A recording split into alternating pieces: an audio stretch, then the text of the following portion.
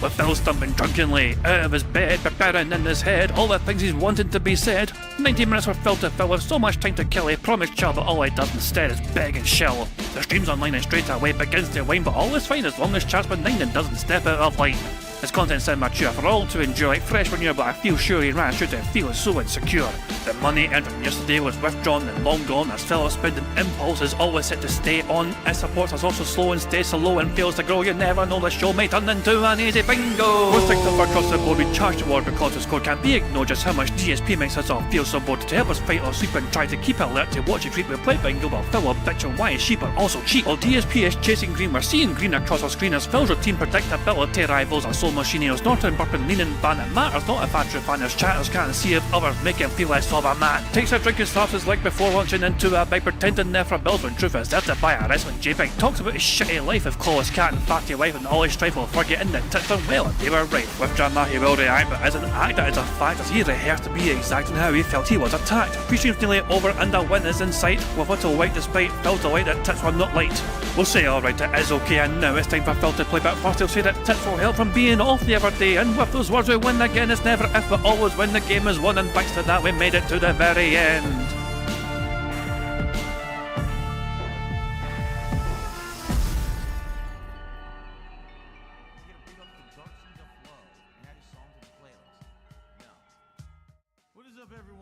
Hey guys, King Jet here, and welcome to DSP Bingo for what is today, Sunday 11th of May 2025, otherwise known for some of the world anyway as Mother's Day. I think it's in America and a couple of other places around the world as well, it's Mother's Day. In the UK, it's Mother's Day like 2 months ago, you know. So UK have already done that, been there, done that, you know. But today in America land, of course, it is Mother's Day. And don't you worry, I know you're concerned that you thought Phil Bernal might have forgotten Mother's Day. No. He made a tweet about like an hour ago or something. Jesus Christ, I just saw a comment. So Phil tweeted an hour ago or so. Like, holy crap, I just saw a comment, I was sick. Jesus. So yeah. Wait, and there's probable spam as well. Oh, for God's sake. So yeah, Phil tweeted out, Happy Mother's Day, everyone. And Cardinal Vomit says, hope you place some flowers on Linda's grave. Jesus Christ, man. And take Fat Kit to get some DoorDash tray pump. Jeez, people are brutal. People are fucking brutal. Oh my god. That is just crazy. Anyway, not a lot to go through apart from we have Familia DSP at premiere on Saturday, and I've not seen it yet. I purposefully waited until today for Bingo. I watch it live on Bingo. I like to fucking watch it live. You guys, my first experience of watching it is on the Bingos, so that is what I'm doing. We're continuing that fucking tradition right now. So we're going to watch Familia DSP 220 edition, which Broside Phil's a special guest in, without his input essentially. You know, I love how Broside Phil's like, you know, you want me to record some lines or help you, and like then Lecture's like, nah, I got it. I've already cloned your fucking voice, and I can make you say whatever I fucking want. So yeah, I'm looking forward to it, really. But a couple of wee things to go over. First of all, I love that being said, little fucking deep dives into the fucking past. Look at this shit from 2017. Phil was bitching and whining and moaning in his fucking chat on Twitch before about, you know, the lack of support over the last couple of days. This is what things were like back in the day. 2017, pre-bankruptcy and all that shit, you know. So just for the record, and Derek's like, yeah. This is the same Derek that Phil banned, by the way. Say to him, same Derek, creepy little bastard. Phil says, the last 2 streaming days have been pretty bad. Very low cheering / tips / subs. Sucks, I know. Don't really want to have to mention it, but I'm hoping for things to pick up today. And Poorly Made says you can't force it, though, Phil. Hypocrisy says dying. Derek's like, let me auto-host this awesome stream. This fucking Derek doing his fucking part. We will donate when we want to. And Phil's like, yeah, no, I can't force anything. It just sucks because I still need to pay my bills. Bitch, we all have bills we have to fucking pay. You're not fucking special, you dumb bastard. Phil Burnell's the only person in the world with fucking bills to pay everyone. We all have bills, motherfucker. We've all got to fucking focus and prioritise on. Having fucking forbid your fucking audience fucking prioritises their own fucking bills and financial commitments first before they fucking throw money your fucking way.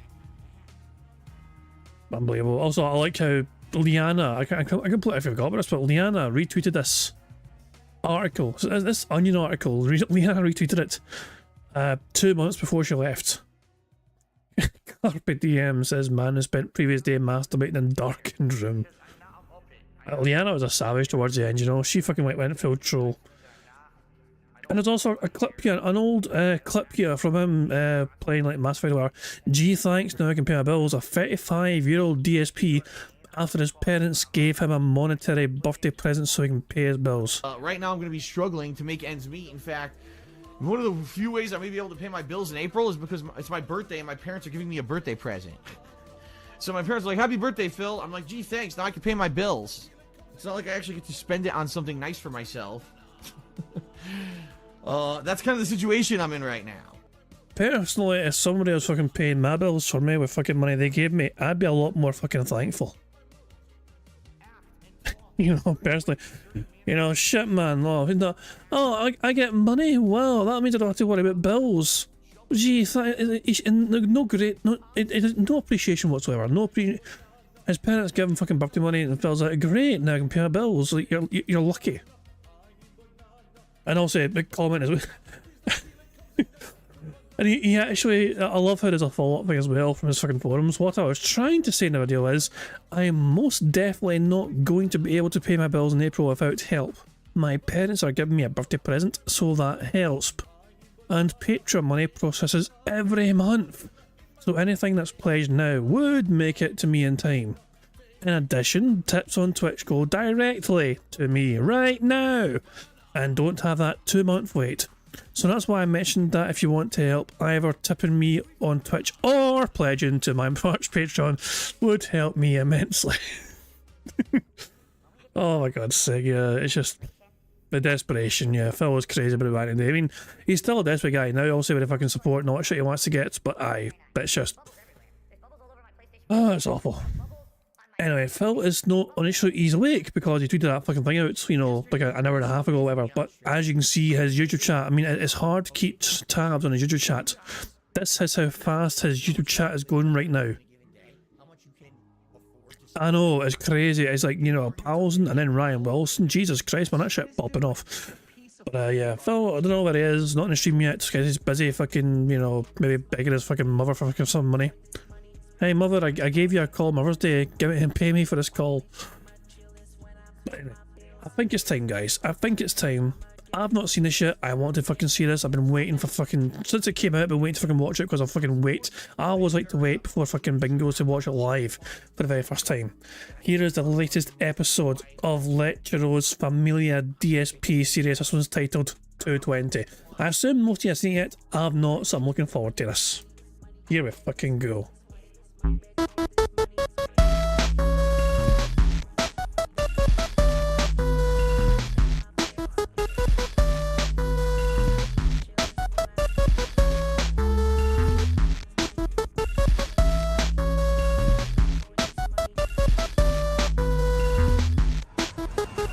Oh, here's one I haven't tried. Familia DSP. I guess I'll give it the old college try.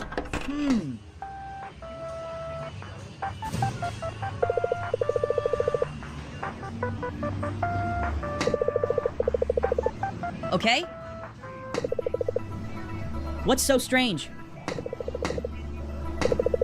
Meaningful style tunes?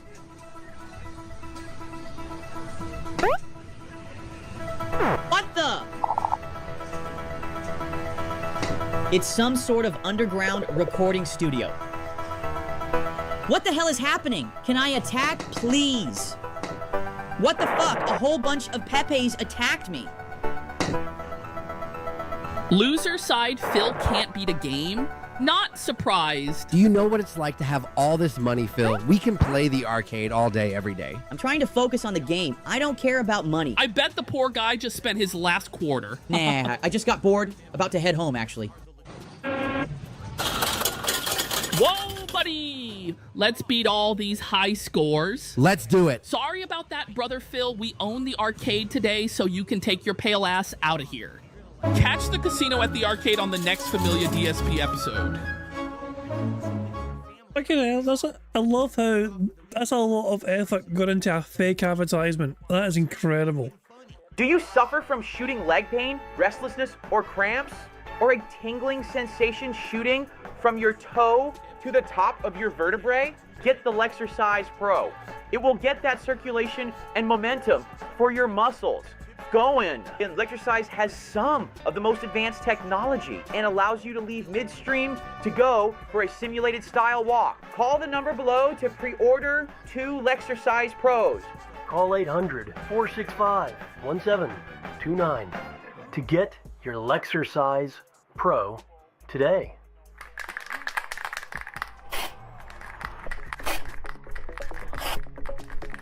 Welcome to Goutville Estates, where we extend olive branches to the max reach. There are many creatures here in Goutville. You can even hunt bison in front of your home and make bison burgers. You can sleep, digest, and create robust content.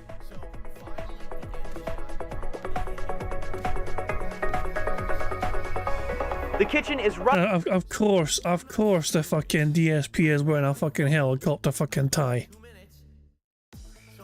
Yeah, fucking shout out to the fucking helicopter tie and the fucking suit he probably wore to the fucking wedding. The kitchen is rustic with easy access for cats to access the counter and participate in family board game nights and other activities. 2 showers don't work, and the bathroom upstairs is busted.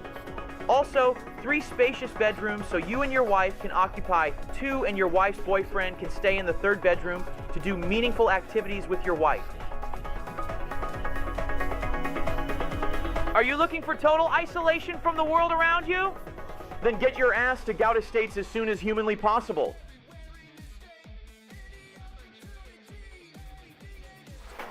On the next Familia DSP, we are taking a trip into the Snort Fort. Philip Paul Burnell called in claiming he's received threatening emails. Catherine, I just want to give you a heads up that I got fucked up emails. I don't know why he's just staring at me. Why the fuck is the detector going off? You should listen to the conversation I had with the guy. Miss Whitney, I need you to open this gate. A look into how Phil operates his household. Watch out for creatures and look out for loser troll detractors. Catherine, you awake? Watch as Phil has trouble coming to his senses. I love as well. Kat can barely fit in the bed. Like she's that extra line that she's poking her to sides. Oh my god. Oh, way too, man. This is too much.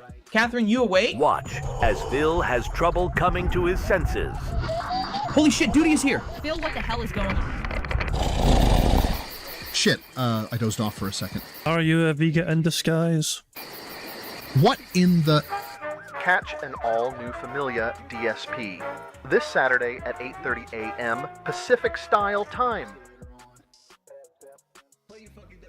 Right, let's go. Time begin. Come on. Yay!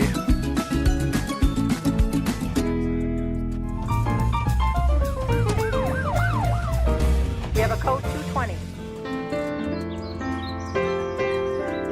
Look at all the cameras. There's so many cameras. Shit, man. It's like fucking Big Brother up in that bitch.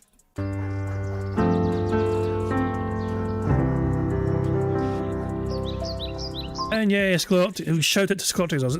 Sclerotic does the music and this, you know. That's why it's fucking good. Because Sclerotic done the fucking music. Living up in Renton, baby. No, I don't want any police to drive by my residence. God, these dumbass cops, they're completely useless. Phil, what's going on? Catherine, I just want to give you a heads up that I got fucked up emails. What kind of emails? I got this detractor detector from Walmart, we're going to see if it works. Because I know these brain-dead fucks are after me. Looks like today is going to be a nice day. Maybe I could hit up the gym after my shift today. BSP here, talk to me. Officer Broside, looks like we got a call from a subject claiming to be in an emergency. Give me the details, Ms. Whitney. A Philip Paul Burnell called in. Hey, hold on a second, bro side Phil. What's this shit you got in your car? Give me the detail. You've got a Five Guys, you fat bastard. And you've got protein, I don't know what this fucking brand is, protein, sorry, a big massive bucket of protein shake essentially and a Five Guys in order to fucking enjoy it with. That sounds quite like a very balanced diet. Ms. Whitney. Philip Paul Burnell called in claiming he's received threatening emails.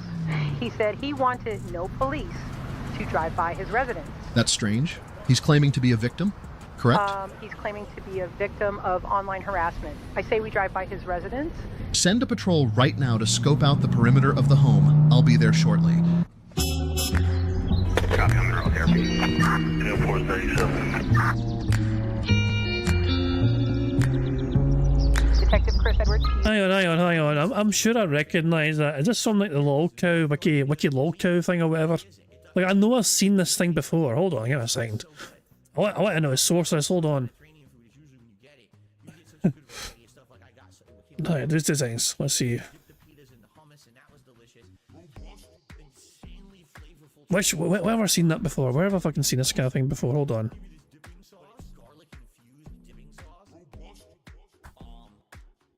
Where is it I saw this shit from?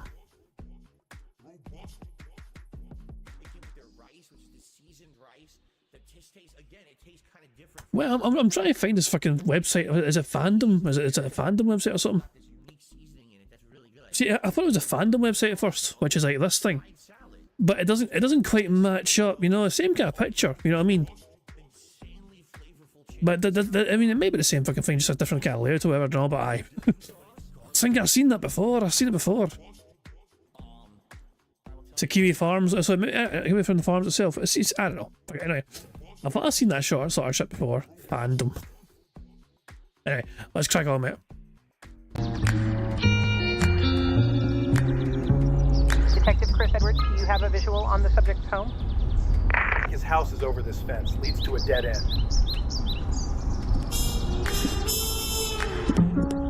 I couldn't get into the private community, Miss Whitney. Copy that.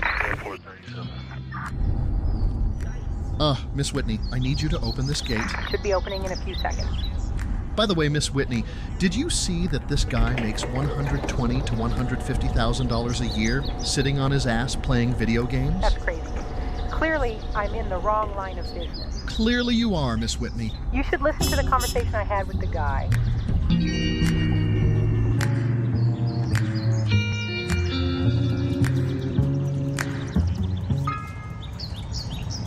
I don't know why he's just staring at me. I told these fucking cops not to come to my living quarters. Why the fuck is the detector going off? Fucking cops, you tell them one thing and they do the complete opposite. Hey, a cheeseburger.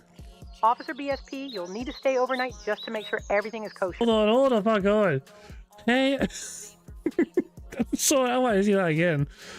Yeah, so his paranoia went and got derailed by the sight of a fucking robust looking cheeseburger. Off. Fucking cops, you tell them one thing and they do the complete opposite. Hey, a cheeseburger. Officer BSP, you'll need to stay overnight just to make sure everything is kosher. We don't know if this guy is holding someone hostage in a toxic environment. Just telling you now, you're assigned to a 24. Well, there goes my plans.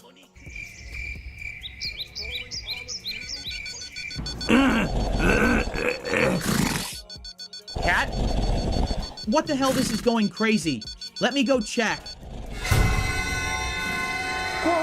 Hey, what the? Holy shit! Oh my god, Cat! Detractors! Phil, are you insane? I don't see anything. They were just here. Shit, I dozed off for a second. Where's that music coming from? I beat you with the fucking pistol grip. Fucking pistol grip. Miss Whitney, I think an urban-style individual just went into Phil's house. Could be the neighbors. By the way, Miss Whitney, can you play back the phone call Phil did to 911? What was the case number? 21-532. 911, what is your emergency? Yeah, I got these fuckheads threatening me over email, and I need you to do something about it without coming to my residence. Phil, I think it would be better if you slept downstairs. I have work in the morning. I guess I'll get better sleep here.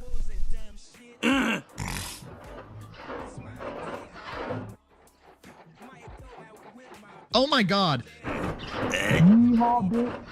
What in the fuck is that sound? Yeah. Shit, Tyrone. What the hell is that damn sound? Jesus Christ, man. Gonna have to go check the camera for detractors. Yeah.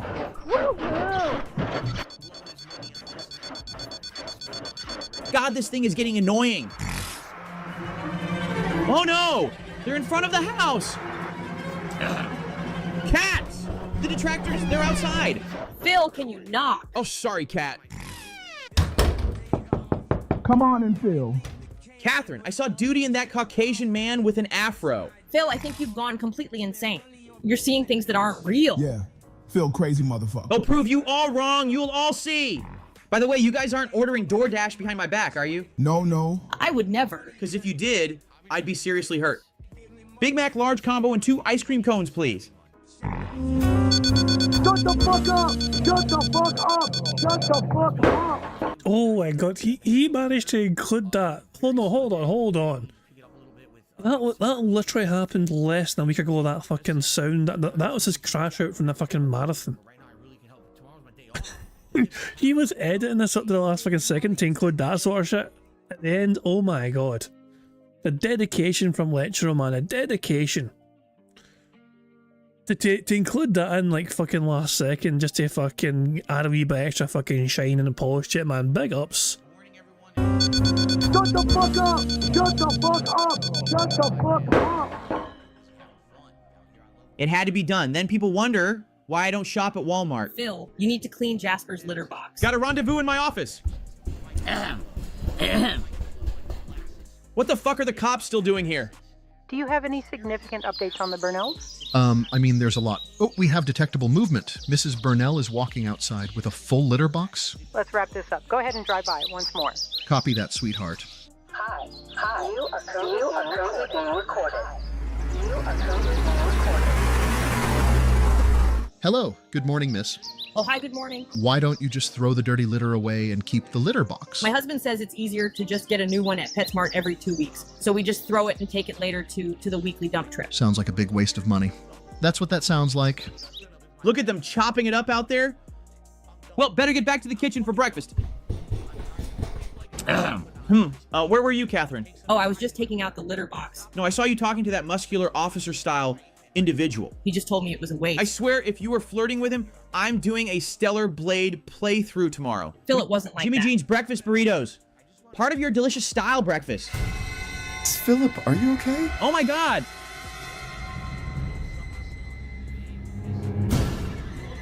Phil, what's wrong with your eyes? Fuck you, Tevin! Ow, Phil! Just fucking threw her face. Oh, Tevin's never gonna stop plotting, Phil. Oh my god! Phil's gone insane. I need you to call this in, Miss Whitney. All units, we have a 220 at... I'm so sorry. Did Phil just fucking yell, run it about the house, yelling help, he's black? Fuck you, Tevin! Ow, Phil! Oh my god! Phil's gone insane. I need you to call this in, Miss Whitney. All units, we have a 220 at mid to upscale condominium.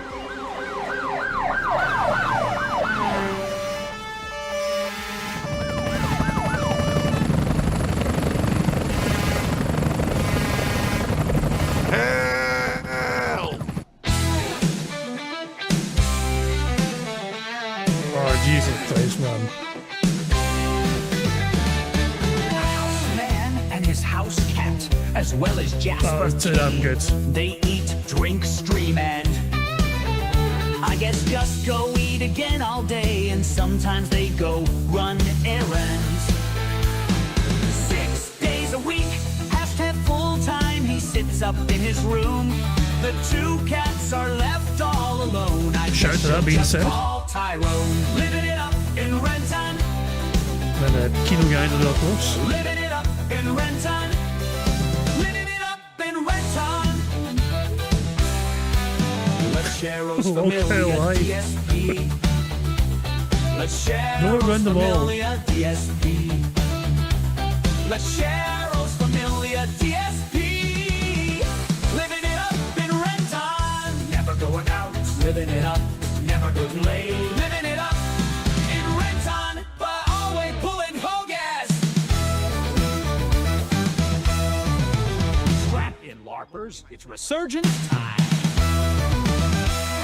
Lecheros Familia DSP.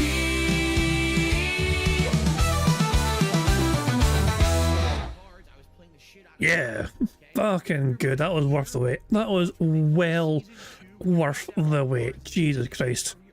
If you have not yet seen it yourself and you want to check it out later on, mate, if you've not subscribed to Lecture, then what the hell's wrong with you? Link to the video is in the chat right now. Go check it out for yourselves if you can, when you can. But oh, look at that, Phil's awake. Hooray, Phil's awake and online or whatever. As I said anything when I turned up, just said good morning all. And that was basically it. Good morning all was all I said. Yep, that was all.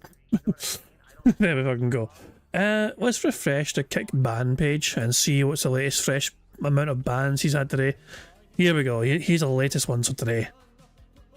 He had none whatsoever. Yesterday he took a day off from doing the bans, but today, obviously, today's a brand new day.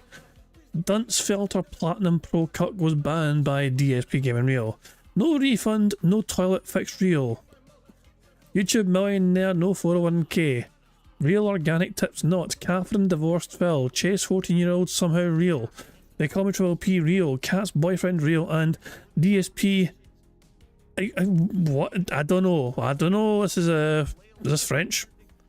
DSP is stone for Catholic. I guess it's trying to say he's a fake Catholic. DSP is a fake Catholic.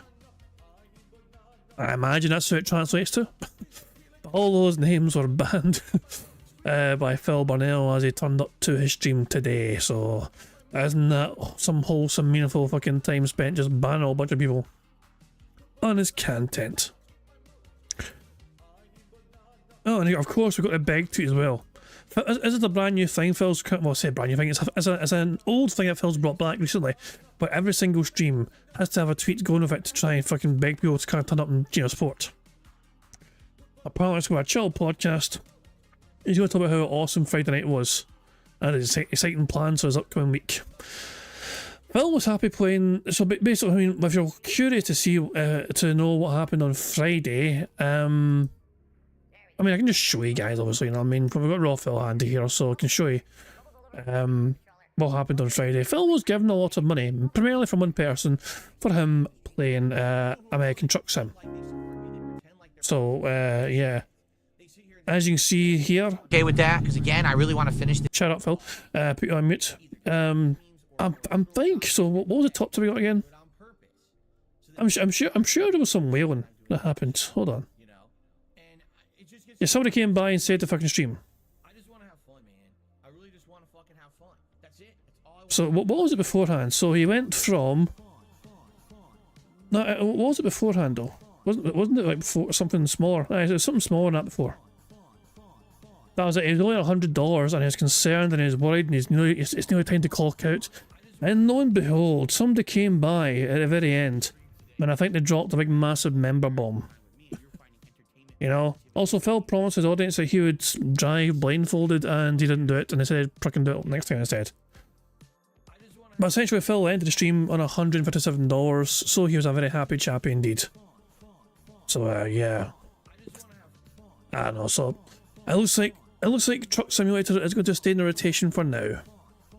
Like he was given a 30 member bomb. Jesus Christ, man. That's quite a lot of members, but there you go. So yeah, cool stuff indeed. So Phil was playing Claire Obscure today on the day stream. This is the game he went and moved back to day streams from night streams because basically money. There's another way to say it. As he was promised money by that Ian guy to fucking play this game on day streams instead of night streams again. So there you go. I guess we're just kind of nothing to do until Phil turns up and is ready for the show. But I can now. So Bingo's changing very slightly. This is what I mean. Look at the very top of the screen now and you'll see the sips, snorts and burps counter. It's all still there essentially, but it's just one counter for all three. Sips, snorts and burps all get counted together in the same counter. Okay, so if Phil burps 5 times, snorts 3 times and sips 2 times, we get a free space. You know, there we go. Also, we have a free space counter at the very bottom of the screen to help keep people on track. Hair touch is a square. Greg, you know, so if Phil touches his hair, is a possible square in the bingo board itself. So that's a possibility for it to be there. So there you go. So it's still, the free spaces are still the free spaces, but now we actually have something on the screen as well to also tell you guys how many free spaces there are. So the very bottom of the screen, as you can see, free spaces, currently obviously 0.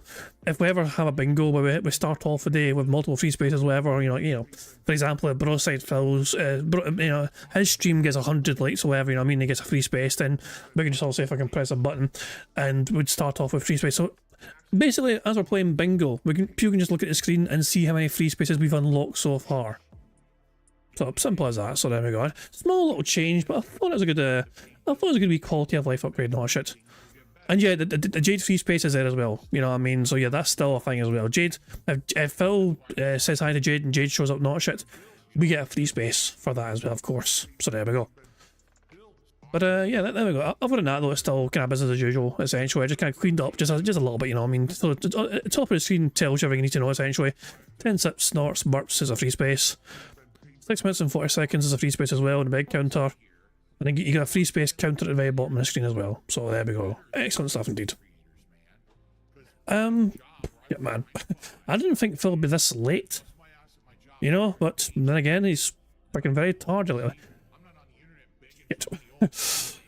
I didn't think I would get through all the things I wanted to get through before Phil was going to start this fucking show. Oh, last thing. What's this shit here? Yeah, I forgot some of these fucking things. Phil, you know, Lectro, that wasn't just fiction from Lectro when Phil was sleeping on the couch. He's done it before, you know. Phil told us on his phone on Twitch he fell asleep on the couch, so he's stiff and didn't get as much good sleep as he would liked. And we are considering getting a dog as we can get our financial situation settled. Leanna wanted one since the day we moved here. Lol. Today we saw a good 24 dogs of all shapes and sizes playing together at dog day camp at a local pet store. It was quite fun. There's one slight problem with that narrative though, to be honest. There's one slight issue with that narrative. I'm pretty certain, and correct me if I'm wrong, I think somebody actually fucking corrected that we said as well. I think there's something in the lease that prohibits him from getting a dog. I don't think people are allowed dogs in Phil's gated community. I mean, I could have sworn I've seen somebody mention that being said before, that Leanna wanted a dog, but Phil's, you know, the HOA wouldn't allow Phil to get a dog. I could be wrong, but I could have sworn I've seen somebody say that. Not sure what the rules and stipulations are when it comes to that sort of shit with Phil's community. Obviously, he's allowed a cat naturally since he's fucking got Jasper. But I don't know, it's very, very confusing.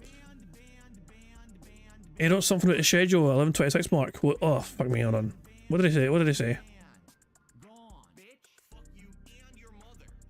What is Jade? No, that's Jaylene.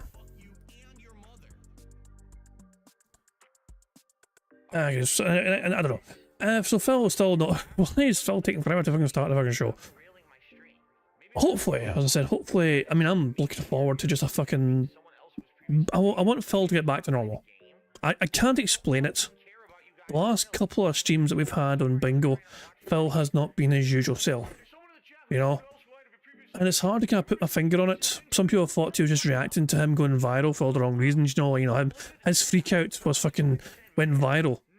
With fucking bland polecats, fucking tweets or whatever, you know what I mean? But I don't think it was that which caused him to fucking change his fucking behaviour or whatever, you know?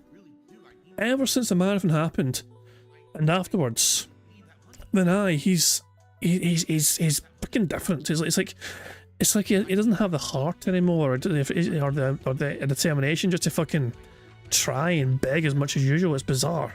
He still begs, you know what I mean? But it's like he doesn't fucking care or something, you know what I mean? Or maybe he's just fucking accepting reality that he's not going to achieve those dreams of getting several thousands of fucking dollars every time he fucking does a special event marathon or something. I don't know. But there we go. Dasher says talk about Sabu. I mean, people have not heard you, so people that are like the wrestling stuff, whatever. Sabu, the genocidal, homicidal. Fuck, I can't mind the full title he had. He was a crazy guy who wrestled, you know what I mean? He wrestled a lot for ECW as well, and had a little brief stint in WWE, but yeah, he has apparently passed away. But it's one of those kind of things where it's like, you're amazed how he was able to survive as long as he did. The guy was like, he was basically a more athletic version of Mick Foley on steroids or something like, you know, it's just some of the stuff he went and done, it was crazy. Like, Foley put himself like through fucking hell to entertain people. Sabu like took it to the next level usually, with no regard for his welfare whatsoever. Like he has like barbed wire matches where his fucking bicep gets torn open, so he's like, okay, I'm going to fucking just wrap some scotch tape around it and I'm fucking good to continue. You're continuing the match with your fucking bicep torn open. Like, what the fuck's going on? Yes, wrestling is scripted. I know it's but yeah, the fucking injuries that fucking people get doing that shit is very real. Sabu fucking tortured himself essentially just to fucking entertain people. So R.I.P. Sabu. Oh god. Jade. Squeaky Wheels Jade tipped £1. Squeak, squeak, squeak, No. squeak. It's Mother's Day, and I like to commemorate my mother by thanking her for all the times she typed out my messages and cranked one out for me with her hands whenever I'm feeling horny. Jesus! Jade? No. Fucking no. That was... Oh, for God's sake. Too far. It's too fucking far. Captain Murphy says my ear. Is that Jesus is at 50% volume? That used to be a lot louder. It's only at 50% volume. So that's a lot quieter than it used to fucking be. But I do apologise for your ears though. Maybe I should turn it down a bit more. I don't know. But 50% was alright. Hold on. Let me turn it down for you. I'll fucking make it like 40. You know. Hold on, I'll try it now. Jesus! That's probably better. Fucking hell. But Jade, you creepy little bugger. Oh, for God's sake. Yeah, happy Mother's Day and all that shit as well. Fantastic stuff. Of course, let me add that to the bingo prize one. Phil is actually going to start his show right now. Hooray for that. You can see his actual fucking intro fucking thing playing. So, hooray for that and all that jazz. Of course, to play bingo today, we need to actually pick our own bingo card. And naturally, we need a number to help generate that bingo card. The third number in chat I see will be the number I use to generate today's bingo card. Whatever the third number shall be. So no pressure, but make it a fucking good one, because I want to get back to winning ways in the bingo. I've not won bingo for the last 2 bingos now, and it's made me a sad chappy. The third number in chat I see was from Agent 00 Soul. Didn't you pick the one a couple of days ago? Not entirely sure, I'm not sure. Hang on, let's see. Let's pause Phil. Let's put him on pause. There we go. Agent 00 Soul was the third number in chat. So there we go. We're going to use Agent 00 Soul's number of 1968. Interesting number. This is today's bingo card we have for today's show. We need Phil to say and do the following. We need Phil to bump his microphone, him mocking his own chat, him saying contributions sound good, and what I mean by that is. The second was Phil being on siege mode, which is where he folds and crosses his arms, him saying or talking or displaying his him basically referring to his RGBs or whatever, him saying you see, okay, and would argue. The third row is Phil discussing food in some way, him discussing politics, him saying marathon, him discussing his family, and him doing hand grass. What are hand grass, you might ask? Hand grass is when Phil is demonstrating something either going up or down the micro value using his hands. The fourth row is Phil slapping his leg, him applauding, him touching his eye, him saying basically and interesting. The fifth and final row is Phil saying reality, king, subs, alright, and on demand. That's today's bingo card we have for today's show. So hopefully we can get the full house today and get back to winning ways on a good old bingo side of things. Good stuff indeed. Now, of course, there's a variety of ways for us to get free spaces to help us on our way to a full house. And of course, I got very distracted from Broside Phil's most recent chat there. I come from Discord Future. Apparently chargebacks are federal crimes. Don't tell me it's fucking got some chargeback saga going on again. Phil, you're recycling old material.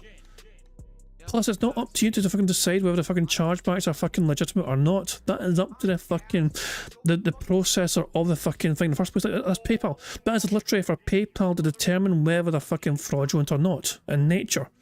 Look, if you're given contributions in some capacity, either for YouTube or PayPal, and someone wants to fucking challenge that, they're perfectly entitled to fucking do that. And you're entitled to say, hold on a second, I think that should be my money. You have no fucking basis whatsoever, Phil, to fucking just sit there and say, oh, this is a crime or whatever. No, it's not for you to fucking determine that shit. Also, with the amount of fucking contributions you've kind of ignored lately, because, or not fulfilled it just because for reasons or whatever, then I would fucking say that, you know, that people are probably entitled to get the chargebacks, especially what happened during the marathon.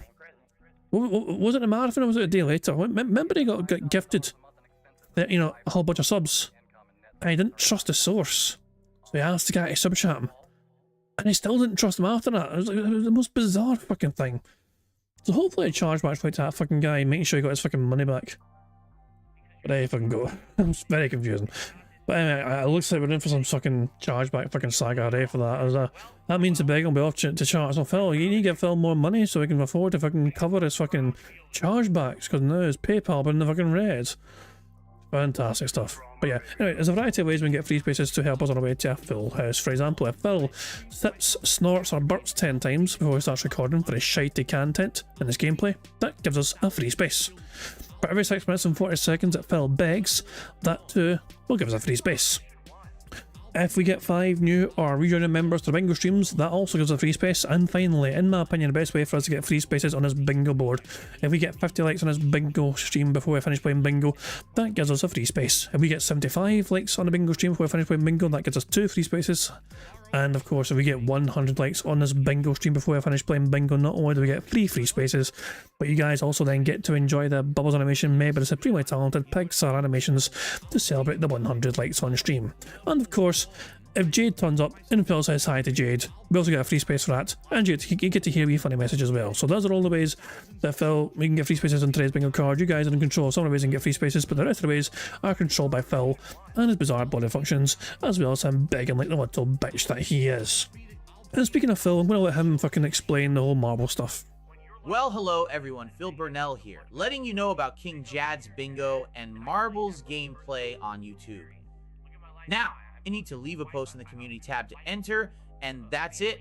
A lucky winner will be picked by playing Marbles at the end of the month.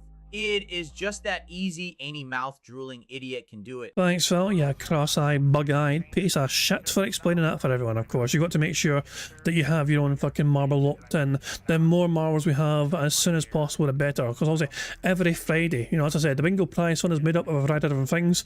Every Friday, we try and add to that bingo prize fund by trying to complete these very challenging marble maps. We try and pick 3 separate courses, and if we complete any of those maps, we add $10 to the bingo prize fund per course complete. And of course, we may as well try and improve our odds of winning those fucking maps by having more marbles in the fucking rotation. So the more marbles we have, the better our odds are of trying to get any of those fucking additional courses complete. As well as also trying every Friday to try and complete these very challenging marble maps. We get a full house bingo, it also adds $10 to the bingo prize fund. A quarter of the money I make every month on YouTube goes towards that bingo prize fund too. And finally, tips. 100% of tips I get, no matter how big or small, goes right towards that bingo prize fund as well. So there we go.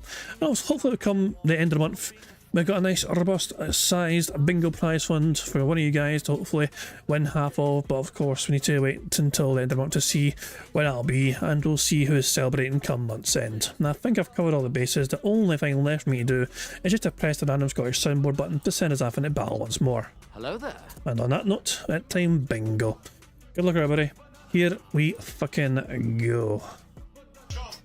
What is going on, everyone? Welcome to a brand new... Hold on a second. I forgot to put 1.5 speed on. That was way too fucking slow. I can't believe I forgot that. I do apologise, everyone. I do apologise for forgetting that. That was awful. Even those fucking 2 seconds of normal speed, that was torturous. Let's try that again, shall we?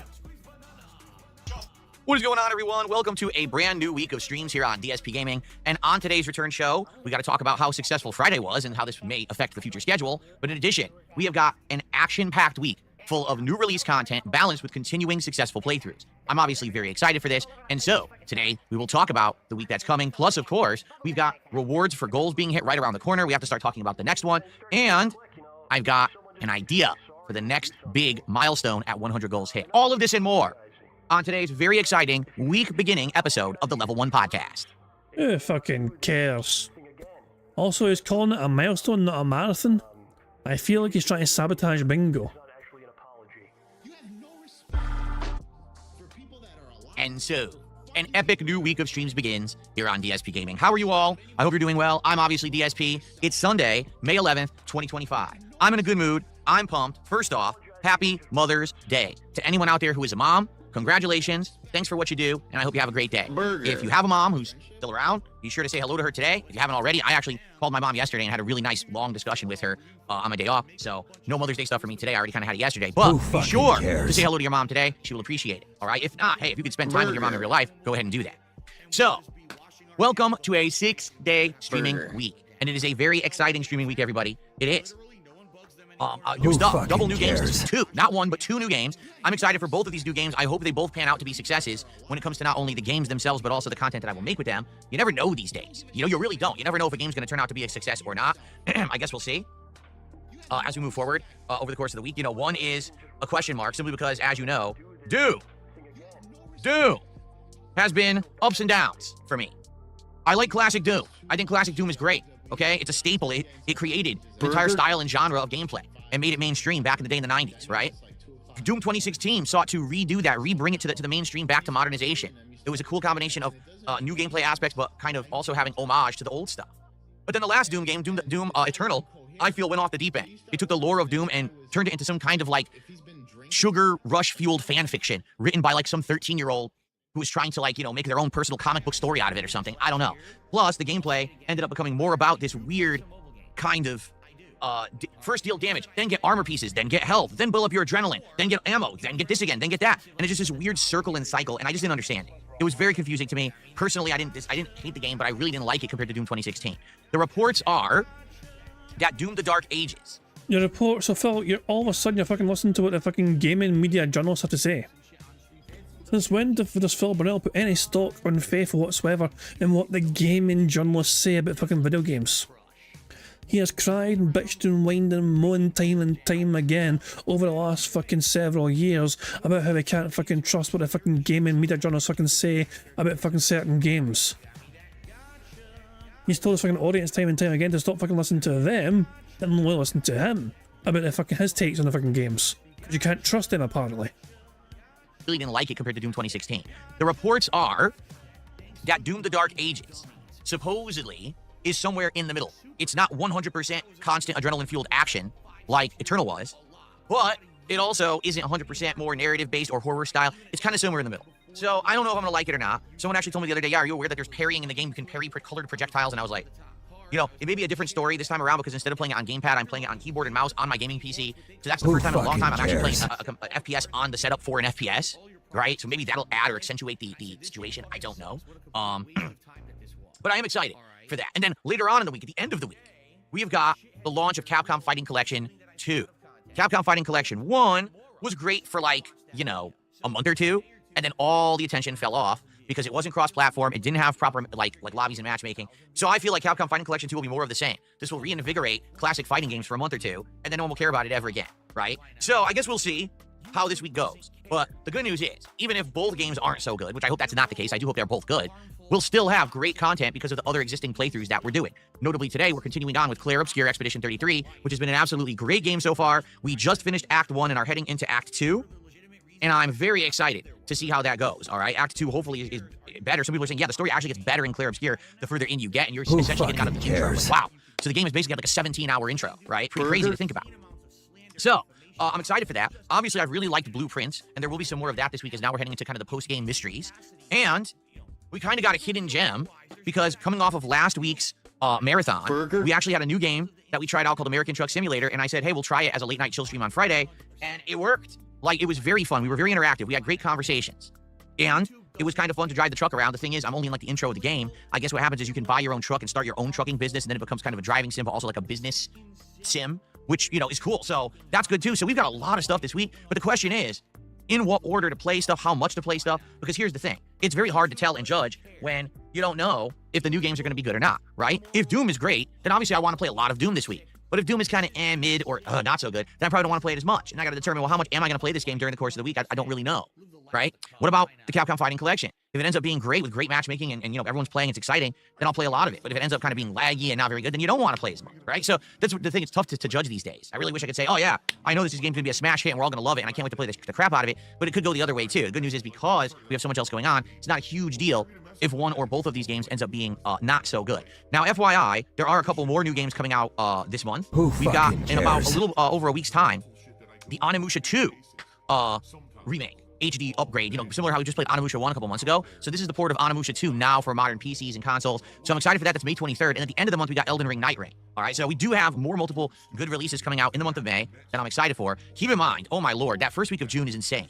The first week of June, we got the Switch 2 launch with Mario Kart World, if I can get a Switch 2. We've got... Fuck off. Fuck off, you fucking pretending you don't fucking know if you're gonna have a fucking Switch or not. Get the fuck out of here. We all fucking know you've already got your fucking Switch fucking ordered. You fucking lying sack of shit. So why the fuck would you even choose to fucking lie about that? Is he hoping somebody fucking gives him one behind the scenes in case Phil hasn't got it yet? That's the only thing I can think of. The only thing I can think of is that somebody's fucking going to say to him, hey Phil, here's a Switch. I was worried you wouldn't get one in time. So I sent one to you. Here's a shipping information. No, but he is definitely. And I'll go straight to Cat. Elena coming out in Street Fighter 6 and the big Street Fighter 6 rebalance. We got Summer Game Fest. We've got Xbox Game Showcase. And then we got Mind's Eye right after that. So we've got a crazy early June that's going to be really, really busy for gaming and for content. Okay? So, good stuff, right? Good stuff coming up. And we're going to talk about all of that in a moment. We'll talk about the schedule and the like. But before we get to that, I apparently have a lot of shout-outs to do already. So let's get to it, shall we? Remember, we're currently at 57 out of 60 goals hit. When we hit 60 support goals, it's time for DSP Tries It, Wingstop, for the very first time. I've literally never eaten a Wingstop in my life. So we'll order maybe a variety of things from the menu, maybe like 2-3 kinds of wings and a side, and taste them all and see what they're like. Okay? All right, cool. So let's get started. We actually have the Red King as our first contributor of the morning, $5 super chat. Happy Mother's Day to Cat King. Well, thank you. She's a cat mom, essentially. So, you know, not exactly what most people celebrate on today, but yes, thank you for that sentiment, and thank you for the support there, Red King. She's a cat mom. Thomas Andreas did a 50 SEK super chat. Now, I'm not one for currency conversions, you know. Phil, fuck, you know, like, until you fucking start doing this for fucking pound sterling, then put the fucking phone down. Like this, it's such a weird fucking thing for Phil to keep fucking doing. He'll get the fucking phone out because he's fucking concerned about his currency is weaker than the fucking dollar, so he has to fucking determine how much it actually is.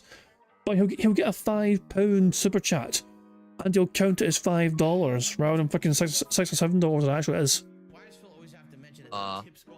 Let me try to see if I can figure this out. I'm of the impression that SEK is not worth much at all. It's a Swedish krona.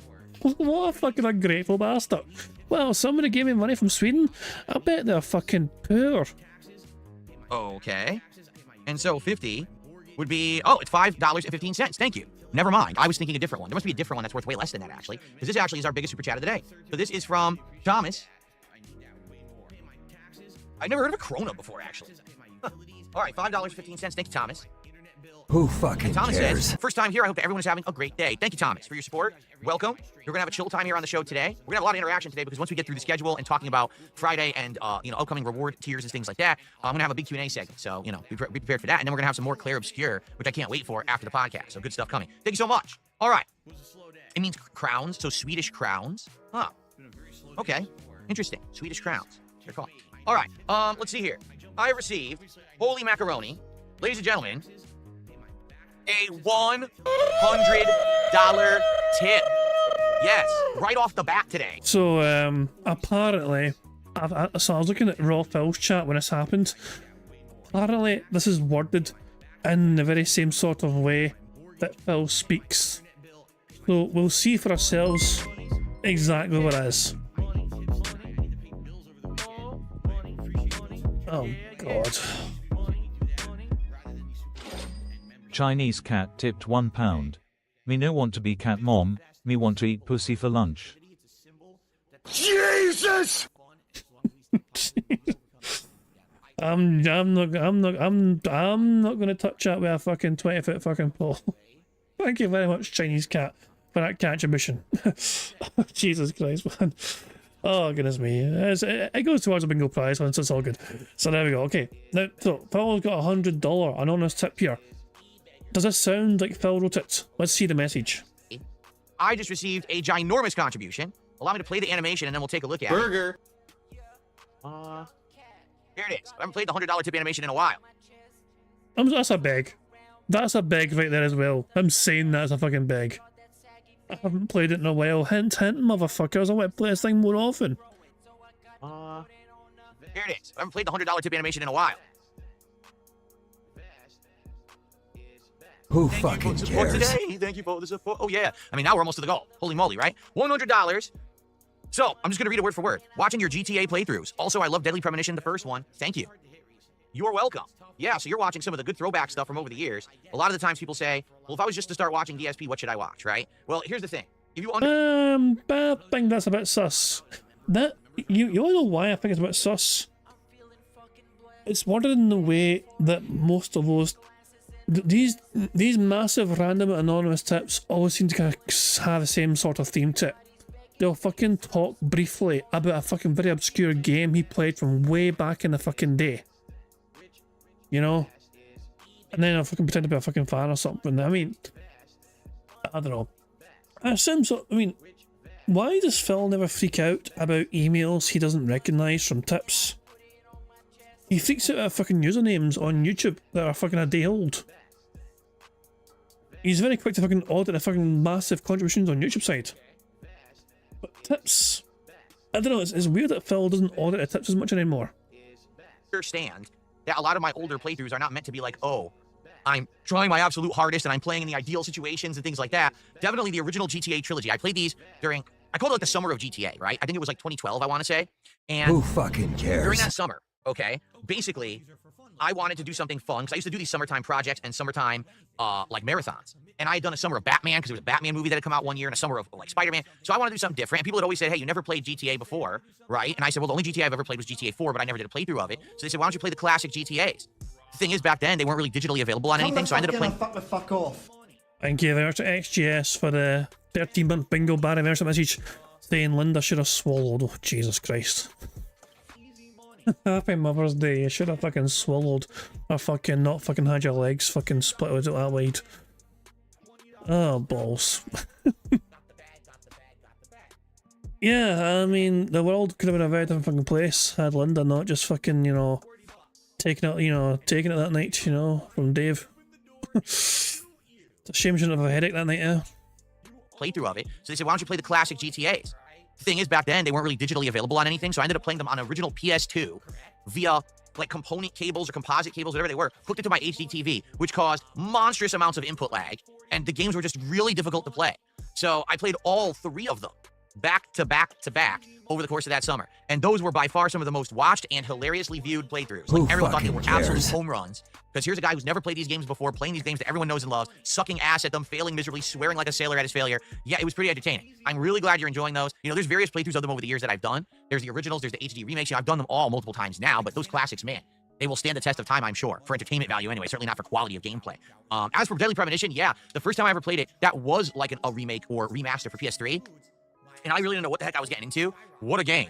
Ooh, what a weird game, what a bizarre game, what a rage-inducing game, but what a fun game as well. You know, reminds a lot of people of shows like Twin Peaks, actually has like ties to the plot of Twin Peaks, which is pretty funny. But yeah, I'm glad to hear you're enjoying the stuff. Thank you so much for an incredibly generous contribution to start our week off here on DSP Gaming. Thank you.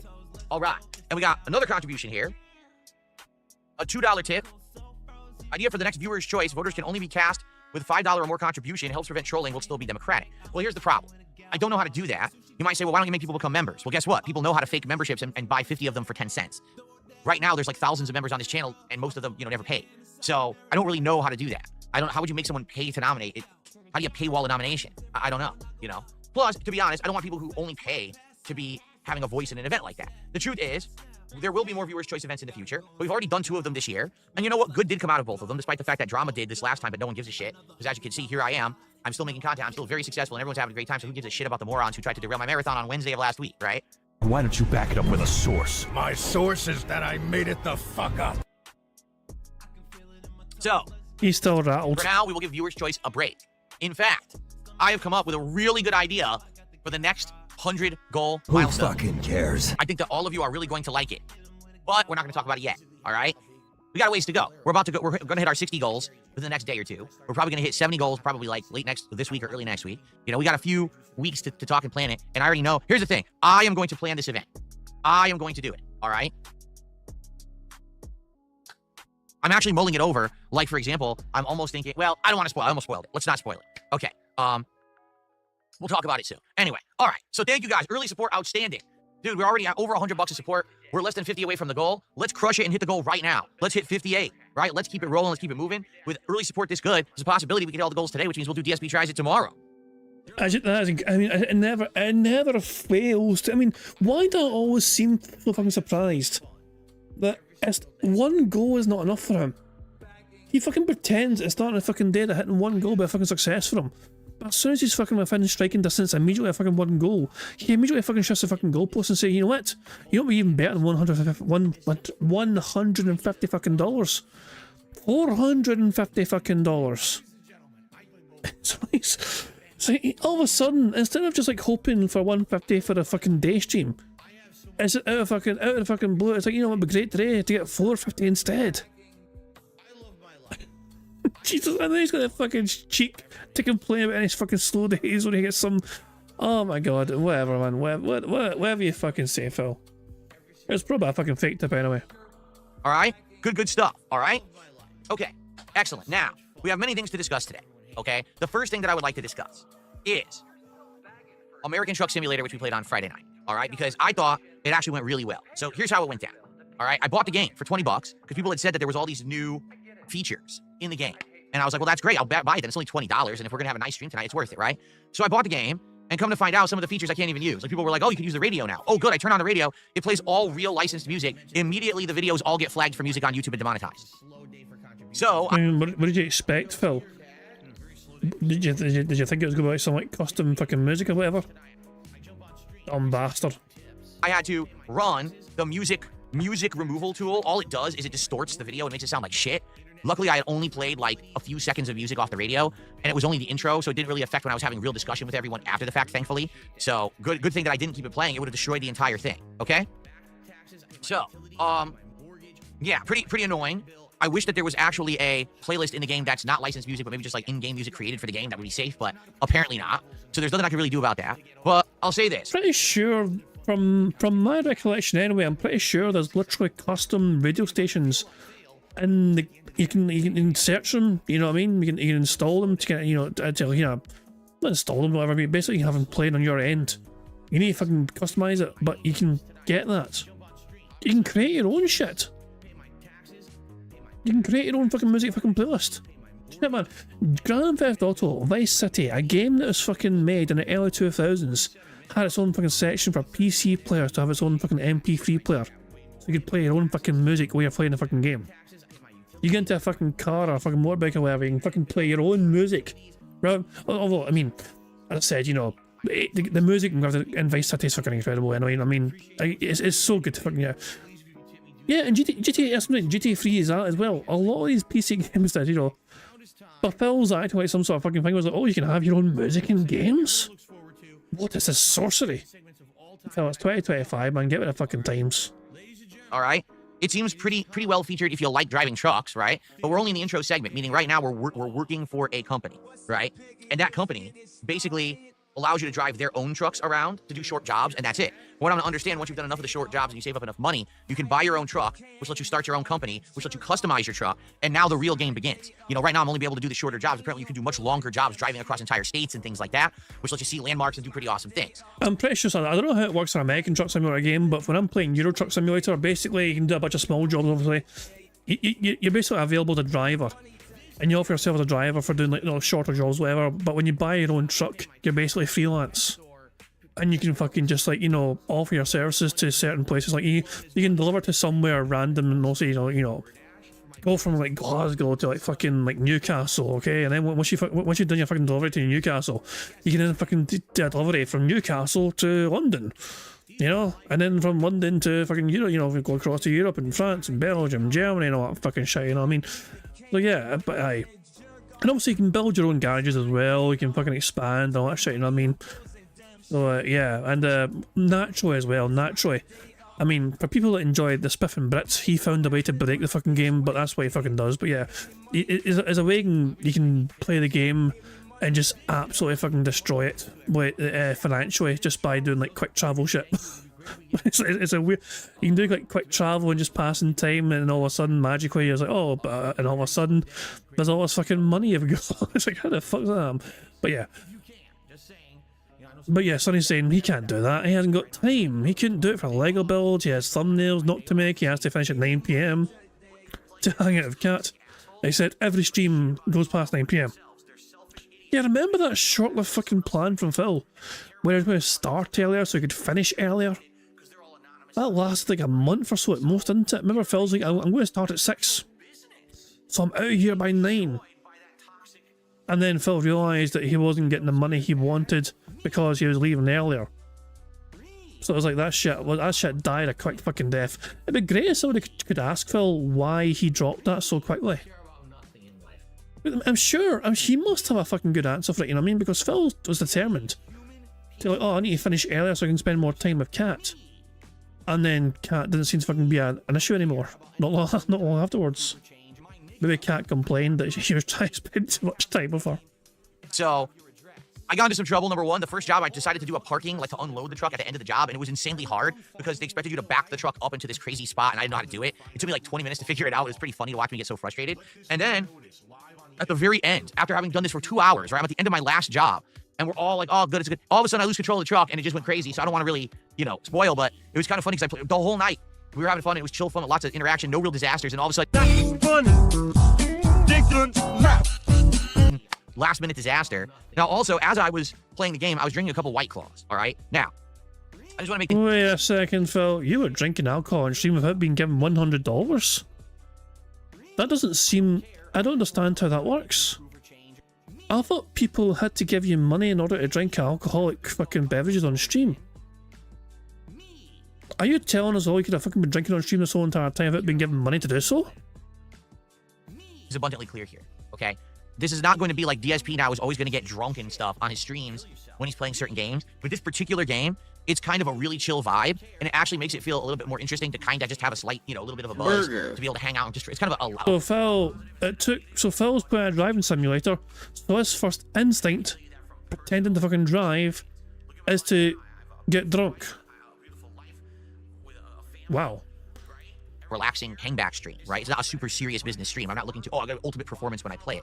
And it's good that joke about trying to drink, you know, with the White Claws and stuff like that. You know what I'm saying? So it was fun. I'm not going to be like, because people are like, oh, and you get contributions when you take shots? No. I only do that during marathons, and that's like once a month, if that.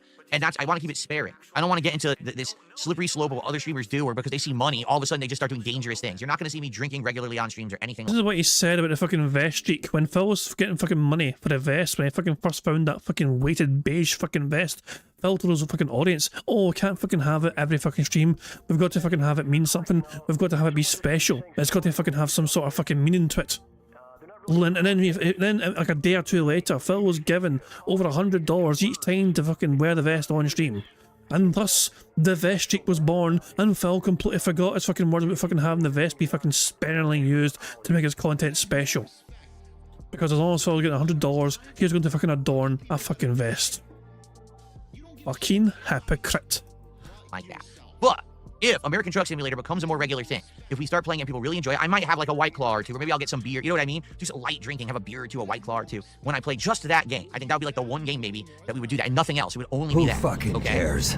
So just so you know, because people were asking the entire stream, oh, is this going to be how it's going to be all the time or whatever? Like, that's basically the only thing that I would think of to do it, okay? And it would be light drinking like that. It wouldn't be me going crazy or anything like that. I wouldn't be drinking hard liquor. No, it would just be some very casualized stuff, all right? A gnat has landed on my key light, and it's very distracting. Who fucking cares? Hold on 1 second. How do I mute this motherfucker? Mute you and mute you. Shut the fuck up.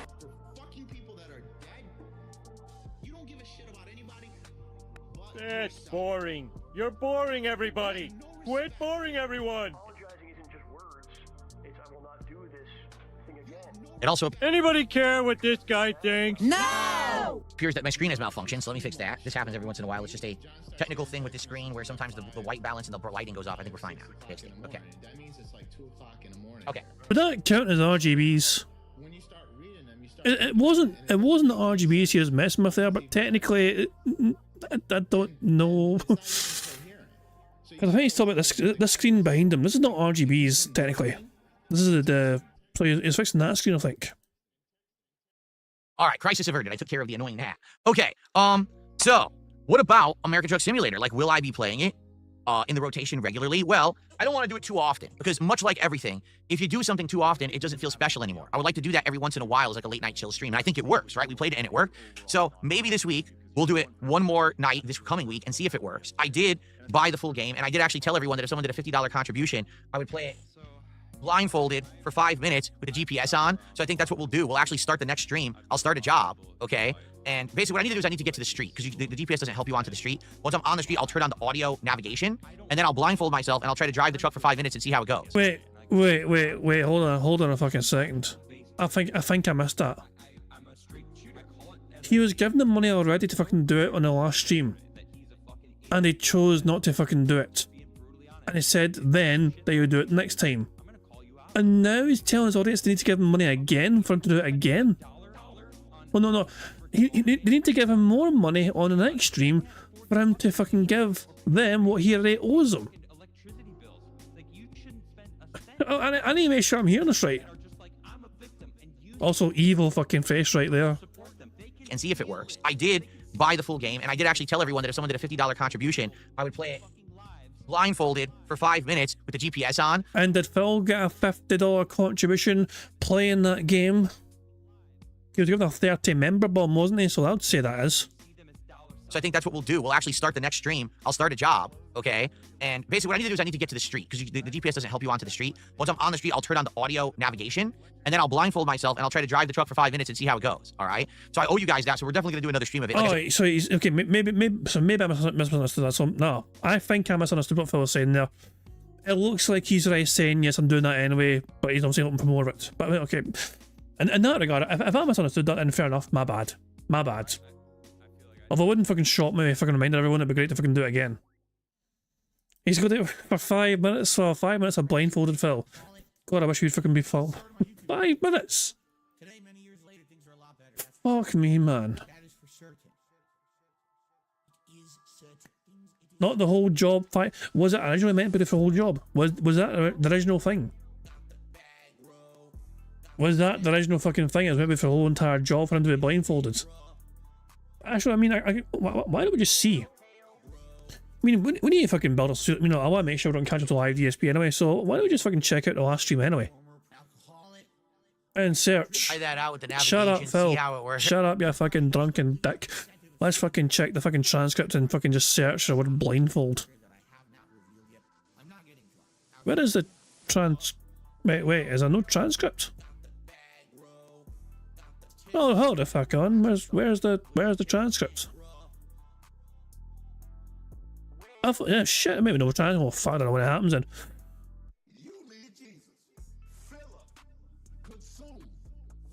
You think about a chapter as well. You think about a chapter somewhere about fucking blindfold stuff, but no, it doesn't look like it.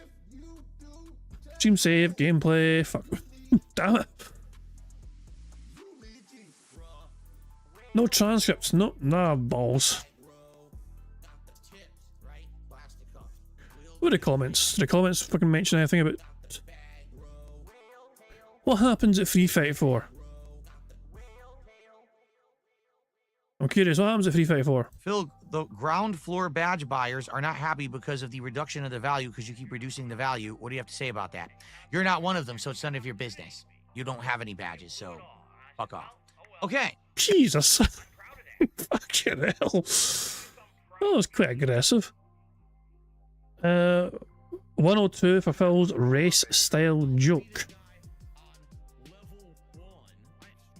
Mariah Scary says, I just moved to another state. Any advice?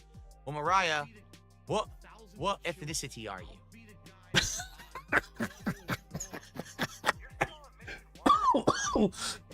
Oh my god. I was not expecting that. Oh my god. What sort of follow-up question is that? What sort of fucking question is that? You ask someone, I just moved somewhere new. Any advice? Sure. Are you fucking black? That's the question. Why do I need to know that? Yes. I don't need to know that.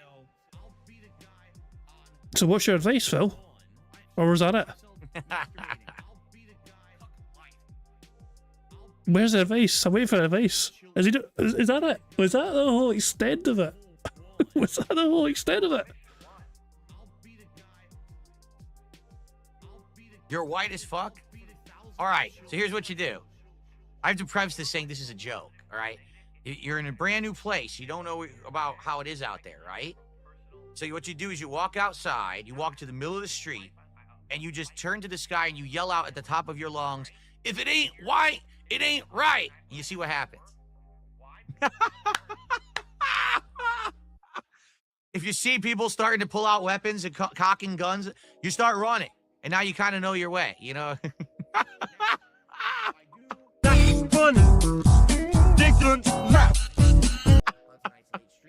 Oh, shit. Jump over the fence. Whoa. Is this him pretending to be fucking drunk or something? Jesus fucking Christ, man. I was trying to find the blindfold thing, but I couldn't really find it. Sonny says they found something. I don't know what Sonny's found here. I'm kind of scared to click it.